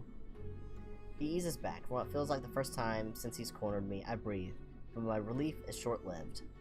Nimble fingers trail down my jaw before closing around my throat. The touch is feather-light and teasing, but my pulse still leaps. One last thing, Wilhelm. Spoken so softly that the pounding in my heart nearly drowns out his words. Call me a dog again, and I'll break you. Understood? His lips curve, but there's no humor in his voice. Yes. Good. As soon as Vera releases me, I sink against the alley wall to catch my breath. He looks down on me, his expression distinctly smug. Let's get one thing straight. I'm not. I ate a monster 3 times your size for breakfast. 2, actually. The first tasted dreadful, like a fisherman's old ashtray. But that's beside the point. You and I may be alike, but I'll never forget what I am or what I do best. He flashes me a dazzling smile. Like the Wilhelm! It wasn't Wilhelm! Leander's voice echoes from the direction of the wick. I whip around. Nearly call back before remembering Vera's apparent distaste for Leander. I glance back at Vera, for he's gonna be gone. Yeah. Only he's gone. Vanished into the dark. I'm left in the deserted alley, trembling with a delirious mixture of exhaustion and excitement. Fuck. Fuck. I let out a long, shaky exhale that condenses in the freezing air. Only once my racing heartbeat slows do I make my way back towards the wick, guided by the distant sound of Leander's voice. Oh, wait, choose my fate. Choose my fate? What? What? What? What? What? What? What? What do you mean by choose my fate? Do I get to pick who I want to be with now? I mean, he already killed me, but I want to still be with him. I'm gonna pick him anyway. We're just going all in on Foxboy. I don't know what's happening. Yes, pick. What happened? Okay, so this is my fate. Ver serves as a warning of the dangers posed by the Cenobium. As cunning as he is curious, Ver finds you fascinating and insists that he can help. But trusting him means entrusting your life to a colored beast with a lethal reputation. Can Ver protect you? Or are his honey words a trap waiting to snap shut? I mean, he already killed me once! Okay, so I can actually read them all before going with one. Leander, the heroic mage. Leander offers you something that should be impossible. A taste of normalcy free of your curse. As the first person to withstand your touch, he could change your life. But some things are simply too good to be true. Leander promises to help unravel your curse. But at what cost? Okay. That's true, he was able to actually touch our hand. Okay, Ace. An intimidating yet laid-back outsider. Ace presides over a sea spring with unnerving powers. He offers you a miracle, but the price means submitting yourself to the horrifying presence of the heart of the spring. Will you gaze into the abyss for answers, even at the risk of losing yourself? Curus, the repentant angel. From all appearances, Curus is a principal doctor of extraordinary skill, but you know little about the man beneath the professional mask, and Curus keeps even his friends at a cool distance. If you uncover his deepest secrets, will you like what you find? Men, the cursed outsider. Despite their cold nature and familiarity with violence, Men is just as desperate as you to get into the Cenobium. You may be able to help each other, but they're keeping as many secrets as you. They claim they're dangerous, but could they be your only chance at getting into the Cenobium? Okay, so I would like to save here. Return. Now, that way I can come back to this at any point and make my decision. Also, so for now, I'm just going to go ahead and pick him, see what happens. Confirm. Thank you for playing, yay! Alright, so, will this take me back to the main menu so I can, okay, continue. Alright, I want to pick a different one. That one didn't, I guess that would take you to the rest of the story later. Okay, I'm going to go back to here, where we get to pick who we follow. We picked Veer, who then killed us, and that's a thing. The other one I want to go check, I want to go see what Ace is up to. So we're going to go follow Ace. Morbid curiosity draws me after Ace. I sink into the back of the wet wick. You have to murdering people. The alley's dead silent. Not really what I expected from a fight. A dull crunch reaches my ears, then a thud. I peer around the corner of the building, careful to keep hidden. Well, we know he murdered him. Dark, glistening red splatters the ground, spidering through the seams of cobblestone. It guides my eye to a collapsed body across from me. Once so violent, the roughneck is now little more than a sack of crumpled flesh, blotted with mud. Ace exhales, his breathing misting against the cold air. Blood flecks his knuckles as he looms over the motionless body, his feet on either side of it. Fear spreads like ice in my bones. Moments ago, he was joking and friendly with the others, but now... Ace's crimson eyes find me in the dark. Not running, Sparrow. I warily rise to my feet, moonlight illuminating my face. I thought I was out of sight. Got eyes in the back of my head. Something tells me he probably actually does. Ace steps off the roughneck. My eyes stay locked on the body. It's wet with layers of blood and grime, completely still. He's alive. Are you sure? Calling me a killer or a liar? Killer. I think you're a killer. Killer. In fact, I bet you've killed more people than you can count. I'm flattered. I've honed my instincts. It's the only way to survive in society's underbelly. Sharpen your instincts so that when you have the misfortune of meeting someone truly dangerous, you can survive. By running, preferably. Yeah, here I am, still standing in front of Ace. I have bad life options. You scared? You won't hurt me. It comes out more like a question. His eyes flick down my body, then up again. Not like him, at least. His bloody knuckles catch his attention. He tries to rub them clean, but ends up smearing the blood around more. Keep making bad impressions on you. Aw, as you try to impress me. I didn't know you cared about my opinion. Just preferred you didn't piss yourself when we talk. Annoyance bubbles in my chest. Well, I'm not pissing myself, even with your bad impressions. Like the first time we met, Ace chips away at my fear, replacing it with irritation instead. Ace kneels beside the roughneck and frisks him. I can't help but wonder if the crime was worth the punishment, but I hold my tongue. Deftly, Ace's hands search through the roughneck's pockets. Doesn't take him long to find his prize, a cigarette and a matchbox. He strikes a match, sparks light up his angular features with a golden glow. It's distracting for a moment, but my gaze inevitably drops back to the muddy body. You're just gonna leave him there? Ace draws deep from the cigarette. He exhales heavily, smoke curling past his lips. I breathe in the sweet spice scent of cloves. As his tension melts away, he looks at me with cool, lidded eyes. Should I give him a blanket? Unbothered by the maybe corpse, he takes a seat on the crate opposite the bar. I stand awkwardly, forgetting why I came out here in the first place. An unpleasant silence stretches between us. Cool. Weather's nice. Cold, murky, and humid, he means. I want to believe he's teasing me, but for all I know, this is pleasant for Iridia. Was Princess good company? Who?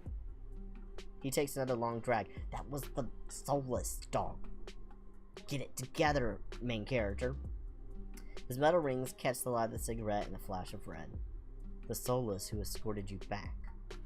You named it Princess? He already told us he named it Princess. He literally introduced her as Princess at the beginning. Jealous. I return his smile. You have no idea. I think your nickname's more fitting. Sparrow? Not sure where Ace got it from. Maybe I should tell him to call me by my name, but it's kind of nice. Not that I'd ever tell him that. Before I can dissect my feelings, I quickly change the subject back to the soulless. She was cute. She was cute. She was very cute. She was kind of cute in a weird way. I glanced absent-mindedly at my hand, remembering how she nuzzled into my palm at my touch. Ace's eyes softened for a brief moment. Her tail wouldn't stop going when she got back. The group of them don't get much attention. I think she's cute now. Wait till you see her tricks. This is a little devilish grin. I love it. You taught her tricks? Princess is a smart one. She'll learn anything if you have the right rewards. Sounds about right. She is food motivated. The idea of tamed soulless is still so outlandish to me. I was mauled by a mindless, bloodthirsty beast, and now he's talking about them like they're pets. But it's possible, all because of the sea spring. I need to get the answers he wouldn't give me before. I carefully take a seat beside him on the crate, contemplating my strategy. He doesn't seem to mind. He closes his eyes, tilts back his head against the wall, relaxed. Without the pressure of his intense gaze, I feel myself ease up too, as long as I keep my attention away from the bloody heap across from us. Yeah, we don't want to stare at the body. I glance over Ace and allow my eyes to linger.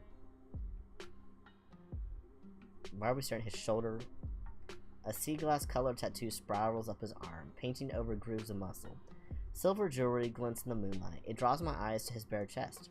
Rough hands, carved jaw. Yeah, we just like ogling this man. His ears, his horns, his pupils, everything about him is sharp. Even the fangs that only show when he grins. Not many scars though. Strange. Save for the one cut through his brow. Yeah, I saw that one. It's cute. Ace is unmarked for how seasoned he acts. What's your verdict?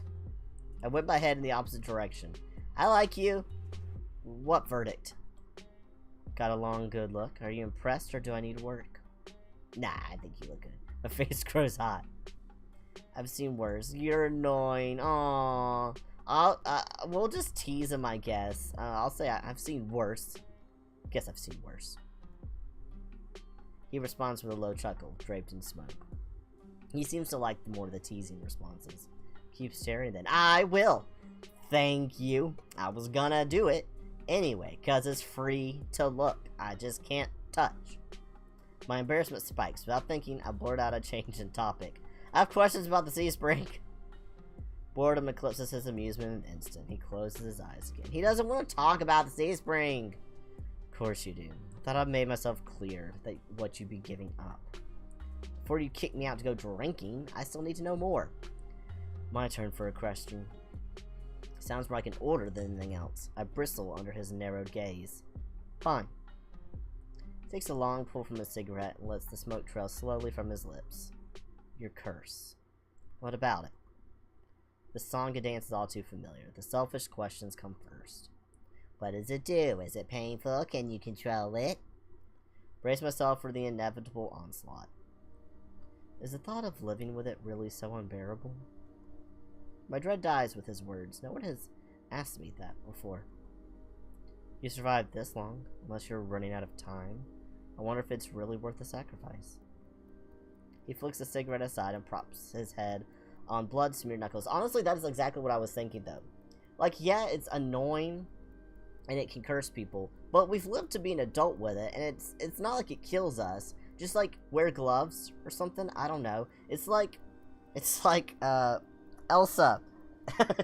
You know, just learn to control your powers or wear gloves and don't touch people. You know, it's you know, we got it. It'll be alright. No. Yes, you just let it go or wear gloves. That's literally it. Must touch people. I can touch people with gloves on. I mean, I would like to run bare hands across his skin, but I don't know. He's a demon. It may not affect him. I may not have to have gloves. I may get to touchy unrestrained. I don't know. I mean, I touchy'd Leander's hand just fine, and he's just a person with magic. This dude is literally a magical creature, so I'm assuming I wouldn't be able to enchant him or whatever. I don't know. But what do I know? I'm just an outsider. My fingers fuss with the trim on my cloak. Ordinarily, I feel annoyed, but now my chest feels tight. You could have sold me if you were less honest. You're a real shit salesman. He laughs under his breath. Harsh words. We lapse into silence again. This time, it's surprisingly nice. The quiet, chilled air is a calming reprieve. You know, you didn't seem like an outsider back at the bar. A lot of people like you. Ace raises his brow at me. I started by asking about... Oh, I'll ask about Ver. I was surprised to see that you and Vera were close. Blessing and a curse. From what I've gathered, most people think he's, I don't know, an asshole. And water's wet. I wait for him to elaborate or add his thoughts, but he doesn't. So, what do you like about him? He lets out a quick laugh, as if amused by my questions. A lot of things. You already named one. What, that he's an asshole? Oh, you like his ass. Oh. Is that... It's just, okay. You like that he's an asshole. Temperament matches the drapes. Looks good in blood and better in tears. I like that. I like that. Favorite things to tell. Sometimes it frizzes up if you do what? He catches himself, clears his throat. It's hard not to let the disappointment show in my expression. I want to know about y'all's horny exploits. I know y'all have gotten it on. I don't know if y'all are exes now, or if y'all just like friends with benefits, or what, but I need to know. Okay, I am dying for this tea. This tea is scalding. Please tell me. I really need to know. Vera's one of the most honest people you'll meet. Just don't listen to a single thing he says. Well, that's about as clear as mud. Those sound like complete opposites to me. Ask about... I never asked about Leander, because I know that Vera doesn't like Leander. I'll ask him about Leander. You and Leander clearly get along well. You like Leander?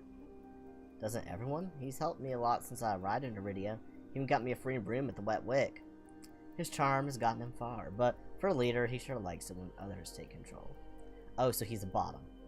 Got it. I get what you're saying. I did get bottom energy from him. I did, actually. That makes a lot of sense. Part of me desperately wants to ask what he means, but Ace continues before I get a chance. Oh, I know what he means. He's a sub. Surprised we get along? I thought you'd be at least at each other's throats instead of drinking buddies. His smile is easy, but there's a dangerous edge to it. Leander's done a good job. For a human. Naturally, there'll come a time when his resolve is tested. Same could be said for anyone, this plane or the next. As for my resolve, well, stick around in Iridia long enough and you'll find out. I nod slowly. I can't decide if it sounds like a promise or a threat. Got any more observations, Sparrow? I asked the other one 3 before he got angry. I'll ask you 3. I didn't know and Curious were friends. In a way. I helped him in the clinic sometimes. Doctor doesn't let most people closer than arm's length. And you do? Heart's on my sleeve. Get the sense Curious was like that in the past. Must have been burned. He trails off after the last few words and shrugs. He opens up in his own ways if he's relaxed enough. I don't know how to even imagine that. You'd be surprised. Even the doctor has an endearing side. I can't decide what's more intriguing, the fact that Kyrus has an endearing side, or the idea that Ace has managed to coax it out of him. Ace gets round. Tell me if you uncover any of his other secrets. I'd kill to know more. You know what? He hasn't gotten pissed off at me asking yet, so... Min. Maybe Min doesn't necessarily like you, but they definitely pay attention to you. Ace's reaction takes me off guard. He growls, pinches at the bridge of his nose, as exasperated as I shouldn't have asked about the fourth person. Make enemies as easily as I breathe, Sparrow. Don't bother me. And that dove's got it out for me for no reason. Maybe they're unsettled by the sea spring? It's not about that. It goes without saying that they've got some issues. Don't think they understand that you catch more flies with honey than vinegar. Honey has left a bad taste in my mouth in the past. It could be the same for them. At least you're capable of a conversation. Do me a favor and teach a dove some manners. Thought they'd lay off eventually if I didn't bite. Hasn't happened yet. I briefly consider the possibility that Min wants to get bitten. I'm not about to propose that, though. My main point is that, speaking from experience, being an outsider usually means you don't have friends. I don't. I level him with a tired look. Fine, I'll confess. I'll have one friend. Don't say yourself. Odysseus? Odysseus? Ocaduceus. Odysseus. Arcusidus. We're gonna have one of those. Okay, devs, this is gonna be one of them times game where I'm gonna need a phonetic dictionary. Odysseus. Osducius? Osducius. Odysseus. That should have an S. Odysseus. I'm just gonna go with Odysseus. Acudius. Acudius. Acudius. Acudius? Acudius. Ocudius. Acudius. If I keep saying it long enough, I will convince myself that it's okay. And it's correct. My skin prickles at the name, hair standing on end. Why? Do I know who that is? Who's that? A friend. Lives in my head. Oh, it's one of the voices in the head. Oh, when your friend voices. It lives in your head. Ace taps his temple with a finger. Yeah, remember you drink out the thing and you get all the voices in your head. Right here. Scared you off yet? That'd be the third bad impression I made on you today. I'm stunned for a long moment, processing what he's just told me. Then I burst into a fit of laughter. You're serious. Ace grins wide enough to flash his fangs. Deadly. Sounds so fucking absurd, I can't help it. On top of everything I've gone through today, it feels like I'm living in a fever dream. He already told you that you hear the thoughts and memories and voices of the other people who have drunk from it, so this doesn't seem that much of a stretch, to be honest. I've come close to death more times than I can count, encountered tame soulless and a horrifying group mind, and now I'm supposed to believe that there's someone living inside Ace's head. Yes. There are tears in my eyes by the time I rein myself in. Ace waits patiently, lips quirked in amusement. Sorry, it just sounds so ridiculous. The tension that wound my shoulders so tightly has melted away. For the first time in a long time, I feel like I can breathe. I feel better. Dukas? Where in the rat's ass are you? Who's screaming for Dukas, and who the fuck is Dukas? Raucous, gruff shouts rise in the streets, echoed by the sound of heavy boots sloshing through mud. The voices share their roughneck's accent from the bar. Oh! The corpse. That's Dukas. The same roughneck who still may be dead and lying bloodied across from us. I nearly forgot about him. I shove to my feet, their voices get louder. They're closing in quick. Ace pulls me by the wrist out of the alley, away from beaming moonlight. We dive into a nook between buildings, veiled by a shade of tattered canopies. It's a tight fit. Ace boxes me in against the wall, his body all but pressed up mine as he towers over me. We're getting all close. For the second time today, the heady scent of smoke envelops me, but this time cut with a metallic tinge of someone else's blood. Ace pitches his voice low. Quiet. My heart leaps into my throat. I'm suddenly acutely aware of the heat radiating off of Ace's body, the feeling of his leg grazing my thigh, the closeness of his breath. This is bad, or it is very good. I mean, could be very good. I squirm against him and earn a burning crimson glare. Yeah, don't move around. Do we really have to? His hand covers my mouth, muffling my whispers. He shakes his head. Damn, he's over here. Dukas, wake up, you bastard. A group of individuals, all brandishing spiked weapons, fill the alley. Once I get glimpses of their violet sashes, I instantly know they're not just roughnecks, they're gangsters. Only gangs with a lot of influence will fly colors so openly. I wish I could see what they're doing, but Ace's arm all but blocks my sight. My eyes trail up the teal markings. They coil around his arm, his bicep. They lead up to Ace's collarbone, to the cords hanging around his neck. And to the smuggest smirk I've ever seen. Glared at him, stared at his chest. Okay, we're gonna replace... This one doesn't seem to have a difference, so I'm gonna replace this one. Yeah. No, probably not necessary. Okay, I'm going to stare at his chest. Unfortunately, I don't have a lot of options. My eyes set away from his face, following the line of his necklace down his chest. The way the pendant hangs above the line of his abdomen, just before the skin gets swallowed by darkness. A thrill jolts through me, my face hot beneath his touch. This can't be happening. Why am I getting worked up in this situation? Because he's hot. Voices in the alley grab Ace's attention in time. Shit, he's got more broken ribs than whole ones. What kind of freak did this? Fan out, find the cocksucker responsible. You three, take Dukas back to base. At least he's still breathing. The alley clears out, his footsteps rush away from us. We stay still until they're distant, melting until the rumble of the quarter. Only then does Ace take his hand off my mouth. When we finally step back into the moonlight, the night air is ice on my skin. I feel dazed and the need to keep my eyes off Ace at all costs. Is that really necessary? The tremble to my voice is nothing but embarrassing. Staying hidden was the best option. Would be a hassle to run into them with you there. What, because I'm dead weight? Because 3 bad impressions are enough for one day.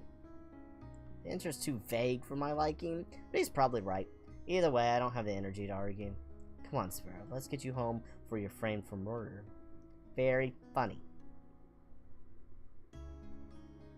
We reach the front of the wet wick too quickly. I hate to admit it, but I don't want to separate from Ace yet. And not just because he never answered my questions. He's infuriating. As easily as he makes me feel on edge, he can make me feel safe, secure somehow. You know where to find me. At the creepiest place in the world. Take your time before you decide to drink. I happen to like your shitty attitude. It takes me a moment to process it, then my eyes flutter down to my feet. I'll keep that in mind. When I glance back up from the ground, Ace is already down the street, disappearing into the throng of people. No fanfare, not even a wave. Asshole. He didn't even kill me! So if I click him, does it just go back? I'm just getting back to the menu. Okay, so I'm curious what happens if instead of course, I don't think he will kill me. He doesn't seem to have an option to kill me. I'm gonna glare at him. I would love nothing more than chew him out, but his hand is clamped over my mouth. I fix him with the deadliest glare I can muster. Ace responds with a wolfish grin, and I realize I've locked myself into eye contact with him. Oh no, this is even better. A thrill jolts through me, and my face is hot beneath his touch. This can't be happening while I'm getting... Oh, okay, so it only changed 1 or 2 lines. Interesting. Okay, so... next, so we have seen his ending. He apparently doesn't have a way to kill you, straight off, apparently, which is interesting. Of all the people, I do find it interesting that he's not one of the deadliest ones from the start, unless I just fucked up the other one really badly somehow. I don't know. I would love to see a chart to know how my decisions have led to this point, and if how many of them actually make grand differences. Like this one right here, I had an option. All it did was give me 2 different lines of dialogue, but I don't think it actually made any different decisions in the grand scheme of things. Like if I scroll, yeah, this is all the same. So again, that was the only option I had really on that time, but it wasn't any different. Interesting. Okay, so all that being said, I might wait for now. I may not do all the others. I might do those just separately and upload it. But yeah, that I liked this. I like this one. Hold on, let me just go through so I'm not just sitting on this screen. It's gonna bother me. Alright, we'll sit on this screen. This seems like a good screen to end on. So I have learned that my pretty foxy boy will outright kill you. Will outright murder your ass. But he's still the prettiest. Like, I can't. Even though Ace, these are the two that I liked originally just from the artwork. They have not disappointed in the slightest. He is not the character I thought he would be from his artwork, but I'm not mad at it. But his personality is not like how I thought it was gonna be. Them, I didn't have any really inclinations about the two of them. So I didn't have any premonition like, oh, I think this is how they're gonna be, and, you know, was disappointed or otherwise. You know, they're all fine. I think they all have positive aspects. But, that being said, I am curious when the full game comes out. I don't know if this is going to be a game where you can romance more than one option, or if you're going to be locked into one. And if I'm locked into one, it is going to be a hard decision between the two of these. Because, honestly, I feel like he might be a better option, like a safer option story-wise. But, if you just want to go for whoever's the hottest, I mean, Veer. I mean, I have types, and both of them are my type, but this is definitely my slutty boy type. I'm just all about it. So, we'll see how that goes. Again, this is just the demo. This is all that's out right now. There is not an official release date yet for this game, which causes me of great sadness. But follow them on, like, I've wishlisted the game on Steam, so that way I'll know whenever they do go live. This demo is free on Steam if you want to play it. I follow, like, their Twitter. They post different stuff on their Twitter and updates and all sorts of good stuff, so follow them over there as well. I'm sure they have other social media. It's just that's where I keep track of them. And yeah. And again, this game is called TOUCHSTARVED. And you want to... Yes, because I have saved other ones. But yeah, it's called TOUCHSTARVED. What is CG Gallery? Did I get to see pictures? Oh, these are some... This is the full arts. I always forget that that's a thing in visual novels.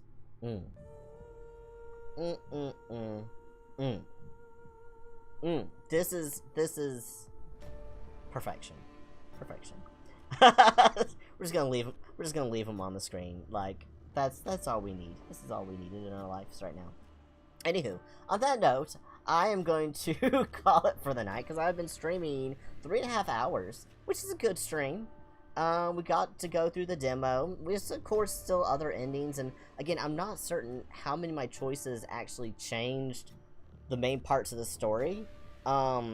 I know that there was one option, which I could choose to surrender him and he murders me or not, but all the others, I'm not actually certain if they just gave different dialogue options, or how much I controlled the story, to get different endings. I don't know. This seemed kind of set, and I think that most of the ending, like, not set, but I just feel like because this is a prologue, a lot of the answers were probably not programmed to make really big overarching plot changes at this point, just because it's a prologue. We're not making big grand endings down the line, and it's a good way for them to show you, introduce you to the story, the characters, without it completely going off the rails and trying to keep you in line. But you still have options, and you do to control some of the dialogue you get as well. But at this point, because it's so early, I don't think any of it is like factoring into like relationship with them as of yet. What probably would happen is at that screen where you get to choose your fate, I don't know if that's going to lock it in at that point, and then you can only pursue relationships with that person. I don't know. I don't know what they mean by choose your fate. I'm very curious to know more. I feel like I'm going to have to do multiple playthroughs on this game when it finally comes out. And those I will probably stream and upload to YouTube as well. I am, like I said at the beginning of the stream, I am focusing more on, like, dating sims, this genre of game. Otome, this one's not Otome because this one you can be any gender, and Otome, you know, is strictly, typically for women with a whole, you know, collection of hot guys to pick from. But this one's much more inclusive, which I love, which is one of the reasons I wanted to start with it on my stream. Because you can, I mean, we literally have Min who is, I think, supposed to be non-binary. I know they use they, them pronouns. I don't know exactly what their gender is, because it's not, like, outlined. But I'm pretty sure they're, like, non-binary, or, like, something like that. And because they use they, them pronouns, and then you get to pick your own pronouns in the game, and everyone refers to you as such. And I like it too that it was probably easy coding to do that, because the way they have it written, like, it's not like highly gendered. No one's talking about your body or your clothes in a gendered way. It's probably just literally switches out the pronouns in the game. So game devs, I salute you on making it easy for yourself to switch out those from a writing standpoint, because I know that's one thing if someone codes something one direction, and why, like, for example, in Atome, if you wanted to ever make it inclusive, where you could be more than just a girl, you would have to completely rewrite those games. Because of the way that they're written, the way things are designed, it's not as easy as just switching out pronouns, because they're just written with such a narrow standpoint. But this, because of the way you're writing it, you just change some settings, switch the pronouns around, and it works for anyone. Because it's not gendered writing, and I love it. Anyway, that being said, I'm very excited for this full game to come out. Really hoping that the devs will drop a date at some point. I'm assuming it might come out next year. I don't know, this demo came out earlier this year. And I would feel like if it were coming out, this game were coming out this year, they would have announced it by now. We only have like 3 months left of the year. So I kind of feel like it might be an early 2015 type of thing, or mid 2015. I don't know. I don't know how big the game's going to be, and I don't know how far along they are. But artwork is beautiful. I'm very excited. I will probably die to this fellow so many times, and be perfectly happy with it. And also, I really want this outfit for Klaus. Klaus. By the way, I switched Klaus's outfit. It's like almost impossible to see. Here, I'll switch. He's in the dark shadow. I didn't have my back lights turned on because, I don't know, because I didn't. But he's actually got like a different outfit on. Not like you can see it, but I did dress him up. He's got like this cute like red and black vest and cloak on. He looks fancy. But Klaus, we need you. This outfit right here. You need this. You need this ensemble because you would look really good in it. You're kind of built like him a little bit. I think he's thinner than you. I don't know. His waist definitely does not look like a medium. Definitely looks like a small on the waist. It's very triangular shaped. Anyway, okay, enough about Oakland, the hot anime voice. But anyway, yeah, if you like this type of thing and more of it, check out my YouTube. My Twitch is still going to be a little bit of everything. I'm going to be streaming stuff like this and like my crime scene cleaner, whatever. Just when I don't do things that aren't kind of dating sim related, those, I'm keeping that on YouTube. So like this one I streamed on both, but if I'm doing crime scene cleaner, that's probably just going to be a Twitch that's exclusive, that's not going to be on my YouTube. Just because I'm trying to keep on that niche. It seems to be going well, so we're going to stick with it. But anywho, thank y'all for the people who popped in. I know we had some new people coming in today, some of our friends returning again, and I don't know when my schedule will allow me to stream again. I'm wanting to do some more crime scene cleaner and do some more. I have a lot of demos of some really good dating sims, this kind of thing, that are coming out soon. So I'm gonna do some more of these that I want to stream. So be looking for me to announce that on my socials when I will be going live. And that is it for now. Bye bye.